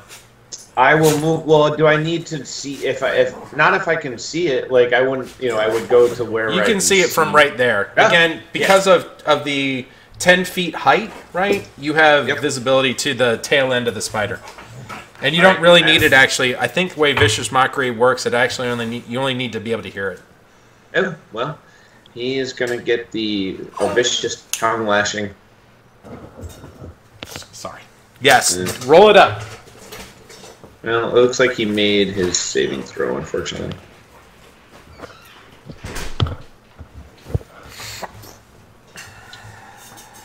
And then I have no more inspiration, so I think that will be the end of my turn. Okay, and you were successful, though, right? No, he was successful. It says I can hear must skill with the same throw or take one to have disadvantage. Actually, you're gonna have to give it some damage back. It looks like I got a little zealous with that, so you have to give him 4 hit points back. Yep. And I'm done. Okay. Next up, back to the top. The massive tick spider swings out at Gesh, trying to do a grab. Ooh. Dang. Did that actually come through? Yes.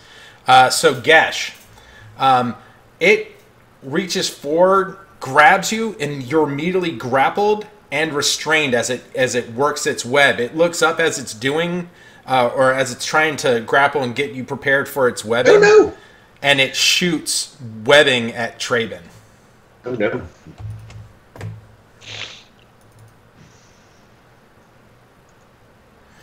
And again, now Traben is now restrained. Man, we had bad luck with both our aid and our bane getting concentration broken in this.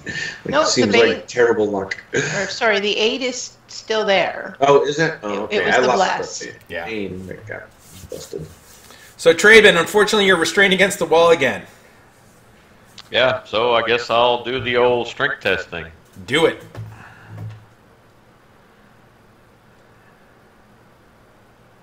Oh, no. He rolls a 1. Ugh, no. That's it, buddy. You gotta start doing some upper body work instead of all that sword work. Yeah. That will be his turn. All right, Arjack.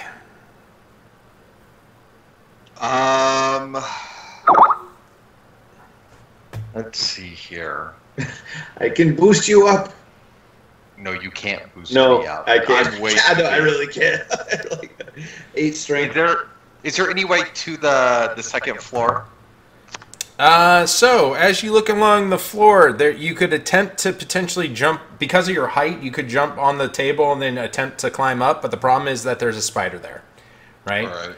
The other thing that you notice is that there's 2 things at the back of the room. The white cylinder pod-looking thing extends up through the webbing into the top floor. Okay.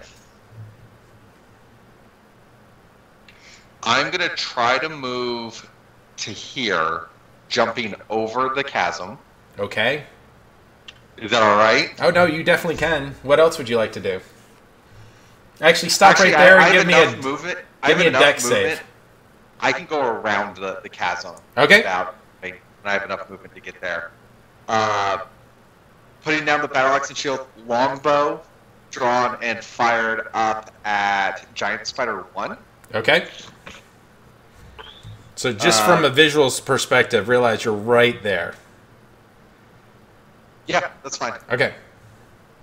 I'm gonna go ahead and apply a battle mastery dice to this. Okay. And I'm gonna apply distracting strike. What does that do?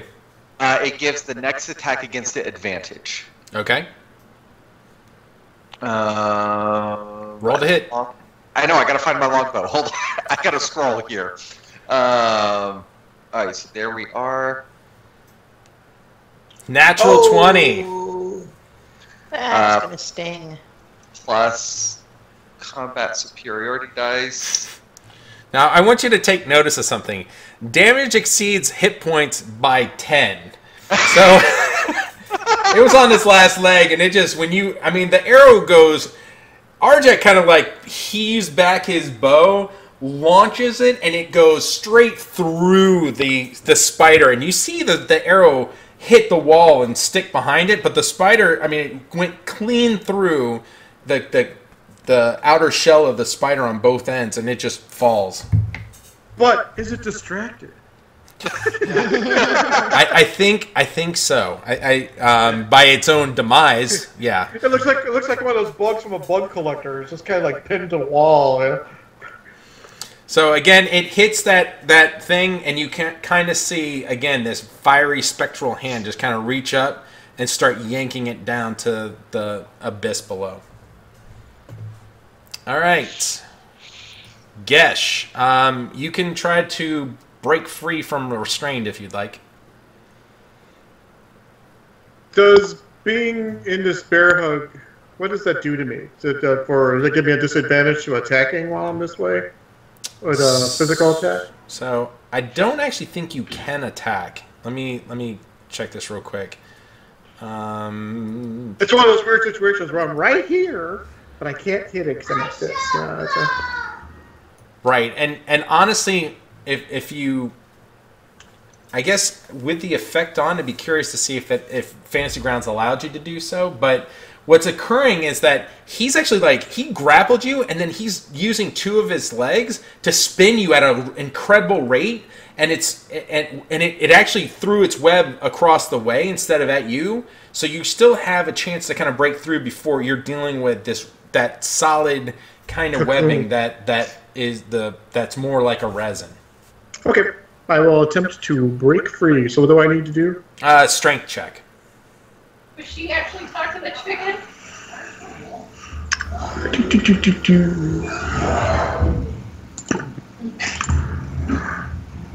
So unfortunately, you can't gain bearing of what's up or down, and he's just spinning you really, really super fast. Saving Unfortunately, good for poop tonight, man. Oh my god. Yep. Aiden, you see your poor friends bound to the wall again, unfortunately, I'm and gonna Gesh move is the disappearing. spiritual weapon up one closer Okay. and have it attack the Make it trapdoor happen. spider. Where did it go?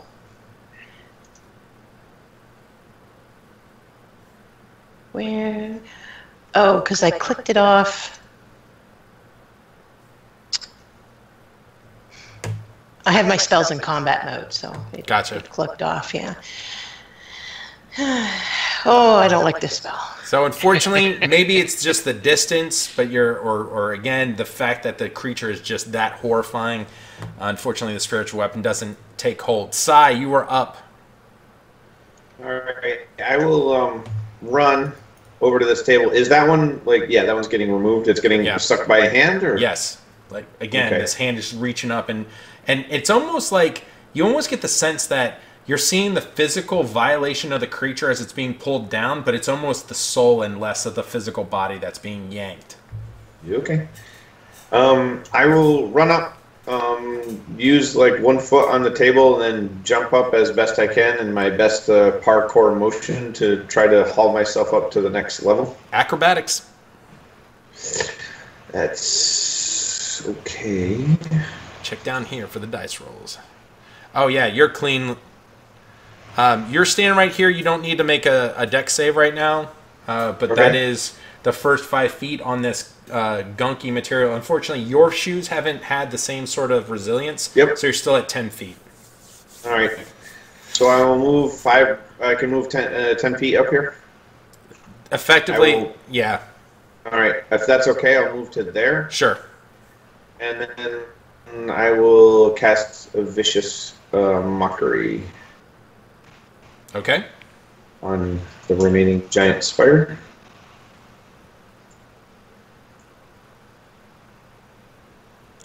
And so, unfortunately, the spider Failed. Oh, the spider failed. So it takes damage, and it has all those weird, nasty effects. That vicious mockery. I don't know exactly. What exactly did you say to that one- the spider?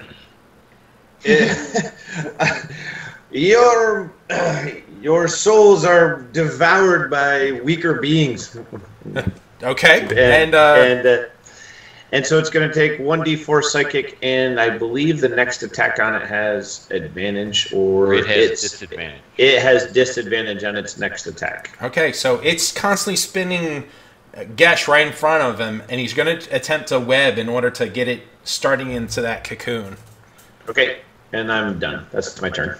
Okay, and because of the vicious mockery, it can't seem to tilt its head down far enough to get Gesh into this moment of webbing. Traben, you're up. Okay, so Break free. yeah, I mean I have to do that, but I'm wondering why have I taken damage and why do I have 10 hit points? 10 pin points are from aid, from me. Okay. Yeah. I'd have to rewind and figure out exactly who was targeting you a long time ago. Okay, I just don't remember getting hit by anything, but okay. Okay. I'm gonna try to break free again. Did I cast vicious? You rolled a 1 again! Ah, the joys of Fantasy Ground, everyone. Ah, the joys. Honestly, Traven, honestly. Hey guys, it's what You're helping him wind you up. You're like, let me get this. I got this, and you're like winding yourself up with the spider. I'll take care of this. Yeah. You're spinning with it. Yes. Yeah. I got You're- it. I'm really. Traben's so dizzy tired. from seeing what's happening to Gesh. That's all I can say. Arjack, what would you like to with the do? bow and be okay with this guy? Yeah, absolutely. Okay, so I'm going to spend my last superiority dice. Again, do distracting strike to give the next one advantage. Make it happen. Oh! Wait a minute, I don't understand. I don't have a target. It was a 21 in total. Okay, so we'll target him. Yep, hit. Yeah. Okay, so hit damage with this. Okay. I would like to action surge and do another attack, giving myself advantage on the next throw. Sure. I can't believe we're counting on Arjak's range attacks to get us out of this. Right? All right, that's a complete hit, though. And you watch as the spider, from all the arrows that you've been launching into its abdomen, it's having a hard time. It's like it's missing its back feet. It can't, like, it's having a hard time staying on the surface of the webbing. As it actually takes basically the damage that you're doing causes it to slip and lose a little bit of handle on the web. It's gonna squish me, guys. Yeah, Gesh, you've actually by him doing that, you've been freed from the grapple since you didn't get any webbing on you. Gesh, you're up. And in normal, our party style fashion, Gesh with the kill stealing strike, make it happen. Obviously, you did not spin my doom fast enough, you giant blood-sucking beast. You're killing, man.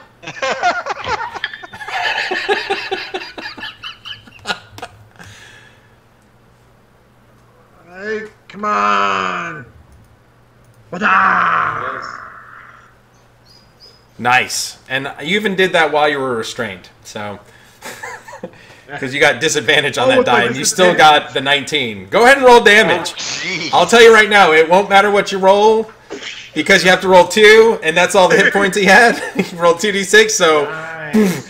Okay, Arjak, I need a dexterity saving throw. Hold on, wait. But as the thing dies, again, Gesh pulls out the skull from his belt and sucks the last remaining piece of life out of it into himself once again. Nice. Your soul is mine, beast. He's so loud. Yeah, sounds like a trucker. Do you want public roll or tower? Public roll. I Yeah. would like to add my bardic inspiration to that. Go ahead. You only need a 10. Hold on. No, Do I have it? yeah, you still have it. I still have it. Yep. So, Darn it. so the not giant inspiring trapdoor spider lands clearly on Arjak. His bow, like, ready and just, like, so, and in the process, Arjak, you take, it's only 1 point of damage. Okay. I rolled very poorly for the damage. Anyway, we're out of initiative at this point. All the creatures have been dealt with. I'm going to assume someone's going to help him get out of being restrained. Someone. I can repay the favor for having him help me. So there you go. You're out of initiative. What would y'all like to do? Push the spider off of myself. Gesh is going to go to where Fair enough. Gesh is going to go to where its little ledge was and go see if he can find his... he assumes the halfling is somewhere over there. Okay.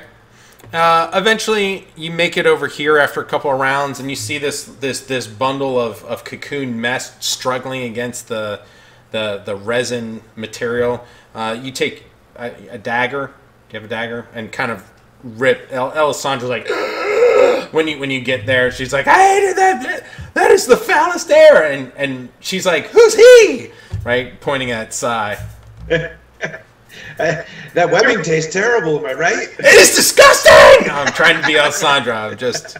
He appeared to be on the appetizer platter while you were going to be probably the main course. But Yeah. I'm just going to finish up helping Traven get unwound and unbound here. Okay.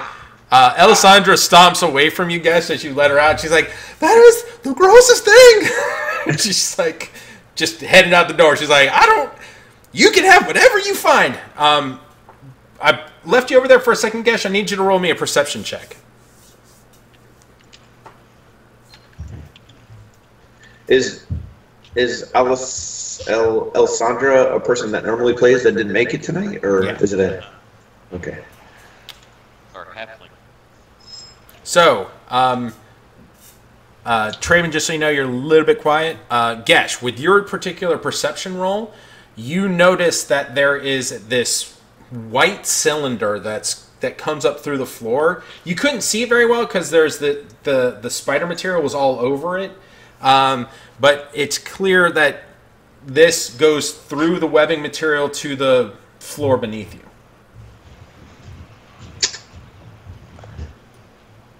I muted. Is it something I can actually go into somehow or another, or is it You'd just have to cut away, take a little time to cut away if you're going to go. But yeah, there looks like a hinged door that you can go into. I will manipulate and investigate it for a while. Let me know what it. Okay. So Gesh will be busy doing that. What is everyone else doing? Collecting my gear that I've thrown about the room. Okay. So you collect all of your said gear. Can I go ahead and get another perception check from you? I was gonna head over to the table after that. Yeah, that's fine. I assume that I never heard you say that you actually picked up your battering ram. Yeah, I'll grab it. Yeah, so it's sitting on the table, so I made the assumption that that's where you were headed. Yeah. Give me an investigation check. Oh, investigation? Yeah. Hold on, that's worse. That's okay. Okay, so between your perception and your investigation, you happen to notice that there is...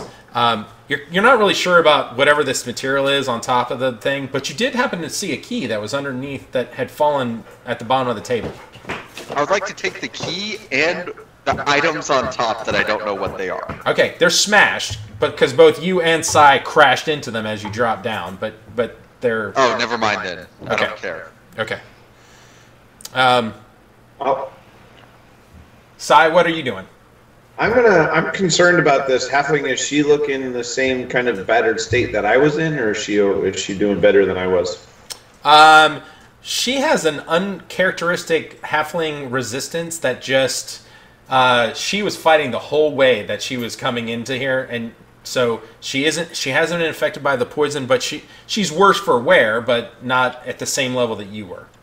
All right, so I'll walk up, meet her halfway across this because our movement is slowed, and then as she gets close, I'll say, "I'll do what I can," and I feel your pain, and I'll use I'll cast Cure Wounds at a second level spell. Okay. And try to cure her of. Oh. Man, every time someone casts a Cure Wound, they drop. Boy, that new bond's working great for you, Brian. You guys will never hit each other again. So I accidentally closed it, but yeah, I'll heal her for 17 and say, and there you go. Okay. And that's me. Okay, Aiden. Aiden's going to take a little rest. Okay.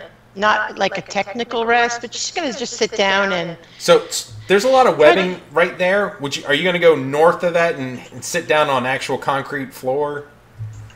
Out in the hallway. Yeah, it's right where she is. Okay. So, okay, cool. You're just taking it easy. You're noticing, now that you're sitting down on it, that every single time that people are walking on it, on the webbing, it isn't just a matter of feeling the webbing move. You actually know exactly. Like, you start playing a game with, like, every time someone moves and you just point and immediately look, and it's exactly where they are.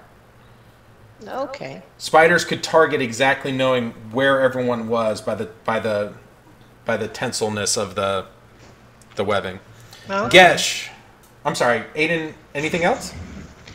No, she's just trying to get her heart out of her throat. Okay. Basically. Gesh, you actually climb in and you notice that there's these weird buttons that are inside, because you kind of step in and it's a small room and you hit a button, all of a sudden you all of a sudden the door lowers you feel yourself kind of sink down and then all of a sudden it stops. And can I see outside of this thing? There's a door right in where you're at. Gotcha. But it's not visible through it, right? This is I'm in a closed cylinder. Correct. All right, I will attempt to open the door somehow or another. Okay. I'm putting you in between these two squares because I'm saying you're kind of peering out, and it's the downstairs area. Next to you is this pool, and it has this kind of funky aroma coming up out of it. Oh. All right. So can I get out of the cylinder at this point? Yes, absolutely. The door's wide enough. In fact, you kind of come out and you look across the way, and there's Arjack, and he just picked up a key. Oh, so I'm going to give him our mutual combat bud head nod. You know. Can I pick my teeth with the key? Say that again. Can I pick my teeth with the key? You could, but the first time you do it, you go, gums are a little sensitive. No. Nice shots with those arrows, by the way. Yeah. What I do. I'm sorry, So, guys. okay. It's tough being in these demanding relationships, yeah, I understand. With dogs. Okay, sorry about that. Okay, so, Gash, you kind of... Has she let you off the leash now? She hasn't. It really bothers me. Are you looking into that pool? Okay, so it's a very thick, bloody mess. Like, evidently the spiders must not have all been drinking the blood like they would normally do, like you would think of as a spider catching an insect and sucking its life out. It must have also been dropping some of the blood into this, and it's this iron, like if you can kind of think of the most irony type smell, right, of like blood. Yeah, it's coagulated blood in these big pools, and then towards the center you see just kind of a series of eggs. Ugh. Eggs? Yeah. If only we had some fire. If only we had a bag of holding. So I am going to call this out. Well, I've got a soup pot, or got some blood soup cooking here, and there seems to be some large eggs in the middle of it. Now, I mean, I'm sure I have no idea, like, if they look like bug eggs or lizard eggs or anything like that. I have, like, next to no... Sure. But I can tell you their actual shape, it's maybe 8-inch wide diameter, perfectly cylinder. If you do get the sense that they're eggs, but in the back of your mind you're thinking, well, I mean, if they were really super shiny white, I might confuse them with pearls. I'm still not touching them. Okay. Arjack will touch them. I was gonna say, Arjack, you know a little bit more about Ask Arjack, he'll do anything. Yeah, Arjack, you know more about critters. There's some big eggs things. Can I do like a nature or survival check, something like that? Did you walk through the fire thing, or did you go around the side? Around it. Okay. Go ahead and roll me a survival check. I'll head that direction once I... Yeah, you have no idea. In fact, you're kind of convinced they're not really eggs, that they're probably like, large bowls that you see kids using in fairgrounds to knock over these wooden pegs. I like those. Can I take one and throw it at Gash? It's so gross. These aren't eggs. Are you really getting in there? Because your reach can't reach to where the eggs are. Oh, I would have to climb into the pool? You'd have to climb into the coagulated blood. It's your call. Into the lovely warm red sauna, right? Yeah. Realize that it's like, when I say it's coagulated, remember, the temperature here is 15 degrees warmer than where Aiden is sitting, okay? Oh, man, it feels great in here. No, I won't climb in. What? No. Okay. No climbing. Okay. Gesh, do you take the pod back up? Well, actually, I'm going to ask Arjack, what else is down here? I'm looking around. I will make my way that way once I'm sure that Elsandra is safe and not harmed. She's like, I'm trying to envision how Krista would respond to this, and the only thing is like, who are you? What are you doing? Stop bothering me. Yeah, exactly. I'm fine. Get away from me. Yeah, that's fine. That's very inappropriate touching for a stranger. Yeah. Well, I just healed her. That's all. So, are you jumping off the webbing? What are you doing? I won't jump off. I will hang down, lower myself down, like. Okay. As acrobatically as I can. Go ahead and roll. I'm not gonna have you roll acrobatics check. You're gonna take your time doing it. So then. I think you could step off the webbing and just like onto Arjack's head, and then use Arjack's steps down at this point. I'll see if I can make a hide in her hair of what we're looking at here. Sure. A new guy. Well, Is- you fancy going for a swim? not if it's an option. No, this is you got to do. You're the new. We freed you. So is this insight you said, or what am I rolling? And survival. If you're trying to figure out what's in the pool. Yeah. I love the fact that Arjak just tried to haze the news guy. So, Arjak, what else is down here? Did you find anything of particular interest? I mean, we got the death pit.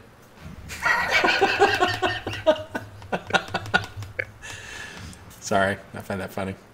So yeah, I broke some stuff, and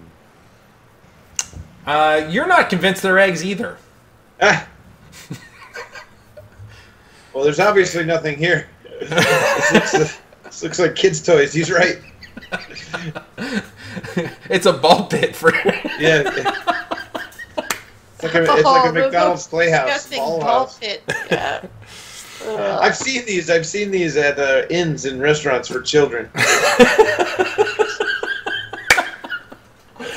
Okay, I'm gonna speed this up just a little bit. So bad at this. Trayman, did you want to do anything before we moved on? oh, and Gesh, I found a key. Ah, for the library. Excellent.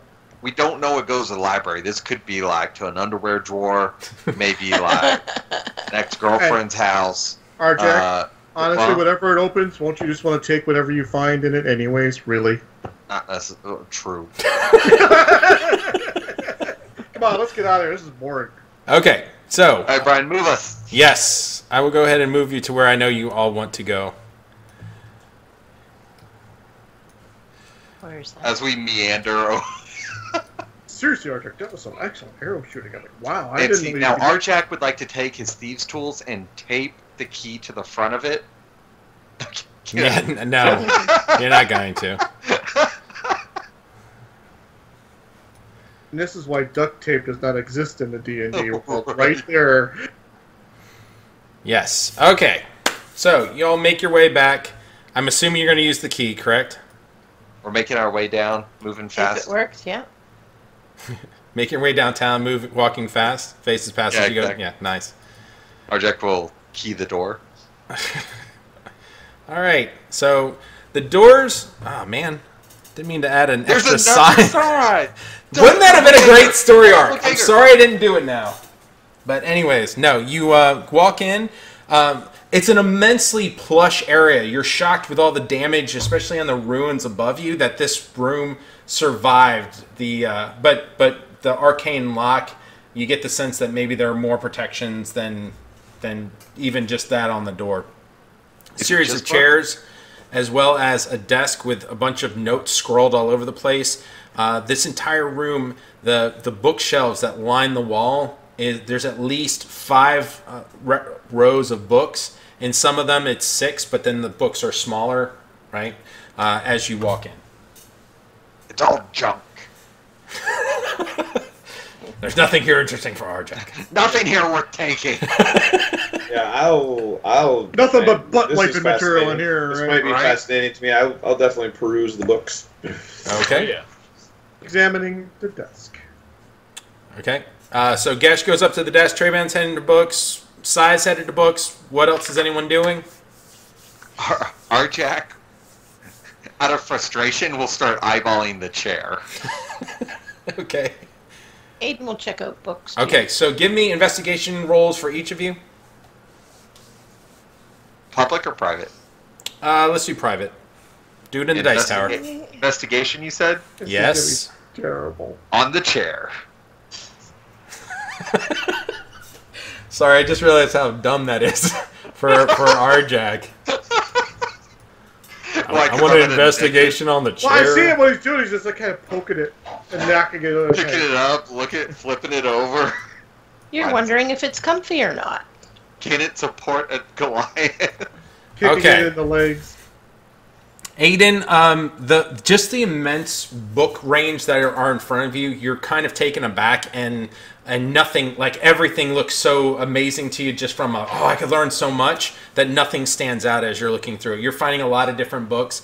There is a book that kind of sort of catches your attention. It talks about the height of agriculture and the history that surrounds it. Can I take it? Yes, absolutely. Okay. Gesh, you luckily you had a very low DC for this particular check. There is lots of journal entries all around. Your guess is that if you had to think of that the kobolds, if the kobolds were right, okay, then this building must have been some sort of academic building, and you're actually wondering, based on the notes that you're finding, of whether or not the experiments that they actually did on the spiders, the scientists here, the engineers, brought in warlocks to kind of aid with the thought of what we could do to enhance the spiders. And there are a handful of notes that talk about bringing in a demonic influence to actually gestate the spiders with. And there is some notes that regarding concerns. The journal is not from a warlock. The journal is from one of the engineers who makes a kind of long exhortation of concern that the structure for where they're conducting all the tests is not sufficiently sound, and that he has concerns about the building itself crumbling.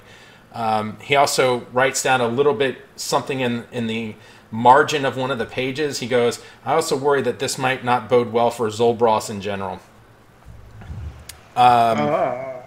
Sai, you actually find, and I'm going to have to give this to you later, in amongst the... Hold on, I need to pull this up real quick. In and amongst the books that you're looking at right now, you actually find a spell case. And in it, you find a scroll for... The bathroom. No. Bathroom.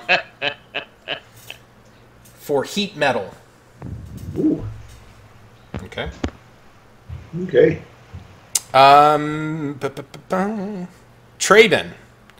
Yes. You walk forward and you actually find a very ornate book dated to, or it's dedicated to the study of religions within the Sword Coast, and there is a huge section on Torm.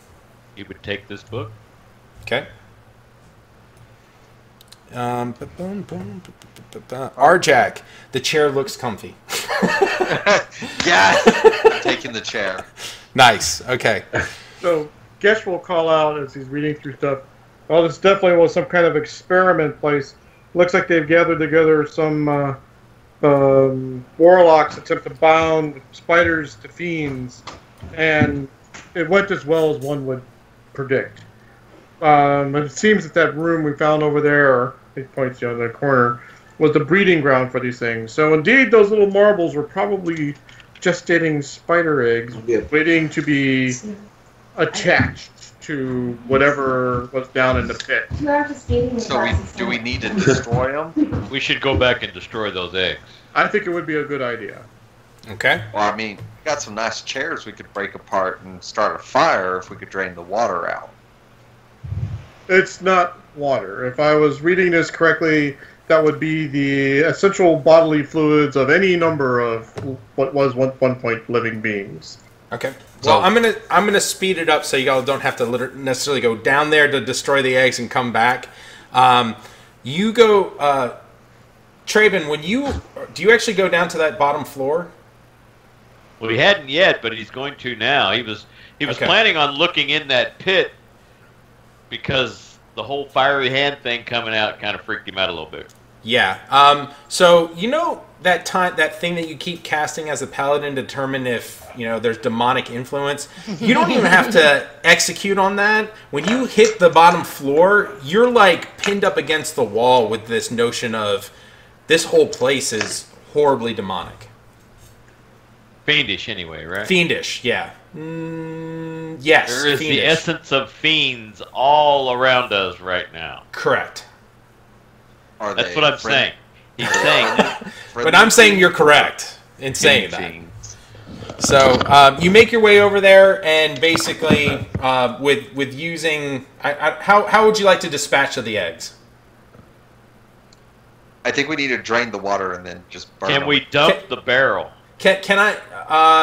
Actually, no. It is metallic, and it's heavy. Like you can't. I would bet that Arjax cannot tip over the barrel. Actually, can I give you a much better way to dispatch of these eggs? No. Eldritch Blast. Okay. No, you can't help us. Okay. While Arjax now, of course, attempting to take Traven's goading, can I simply Eldritch Blast them? Yes. So, a series of Eldritch Blasts later, Arjax's at the point where he's like, okay, arm wrestle me, because you guys are using those lines too often on me. So I would... Hey, Could I works. try to carry over with, like, somehow or another, like, elemental fire from this rift and drop it in there? How would you do that? That's a good question. Like, is there anything- like, if you start to bend down, like, you're gonna, like, get a bucket and grab some and put it in there. It gets hot. Not only do you get hot, like, your instrument starts burning in your hands. Oh, I wouldn't do that, yeah. Okay. Yeah, I would definitely do that. Arjax almost lost his thieves' tool this way. Okay. If you had jumped over the chasm, it would have actually singed the leathery cords that were holding it against you and dropped. Oh no! That's why I was like, are you sure you're doing that? Just checking what you're doing. Okay, so everything's said and done. You all cleared out this area. Eldritch Blast, Eldritch Blast, Eldritch Blast. The eggs are just crushed against the side. Best is to your knowledge, they're dispatched. There's nothing left to take a look at within this particular area. You all come back out top, and we're going to do this Theater of the Mind style. You all come back to the top, and Elisandra's sitting on one of those like massive mounds of rocks, just talking away to this giant, and the giant is just like enthralled and just totally entertained by this little creature talking to him, even though he's making no response. And we all come out. She immediately kind of looks over at you all and goes, "He's a fun conversationalist." And then she keeps talking. Meanwhile, there's like an overcast nature as the entire city of Zelbros kind of has this really rather dark cloud that is covering it as another, and I apologize, I don't have the side view of this, but another, man, didn't let me do it. Did you all get that or not? Mm-hmm. So another one of those cloud giant clouds begins to descend into Zelbros. The stone giant looks back and he has kind of a worried expression on his face and kind of shrugs, and he meanders off into a different direction to start stacking stones again. The goats finding wherever there's like an open area to start eating, it starts eating, but it kind of disappointingly leaves the area. I'm going to go ahead and we're going to stop now. We're 2 minutes from the conclusion anyways, but there's another cloud giant air travel tower descending upon Zelbros as y'all escape out of the spider's domain. Sweet. All right. Awesome night tonight, guys. Boy, that was a lot of fun. Yeah. Yes. Nice meeting everybody. Yes. Yeah, Bruce. Yeah, great Bruce meeting you. too. Sorry. Yeah, we didn't get a chance really to do a Yeah. intro. Hey, man, welcome to the group. Well, it's good to be here. Thanks.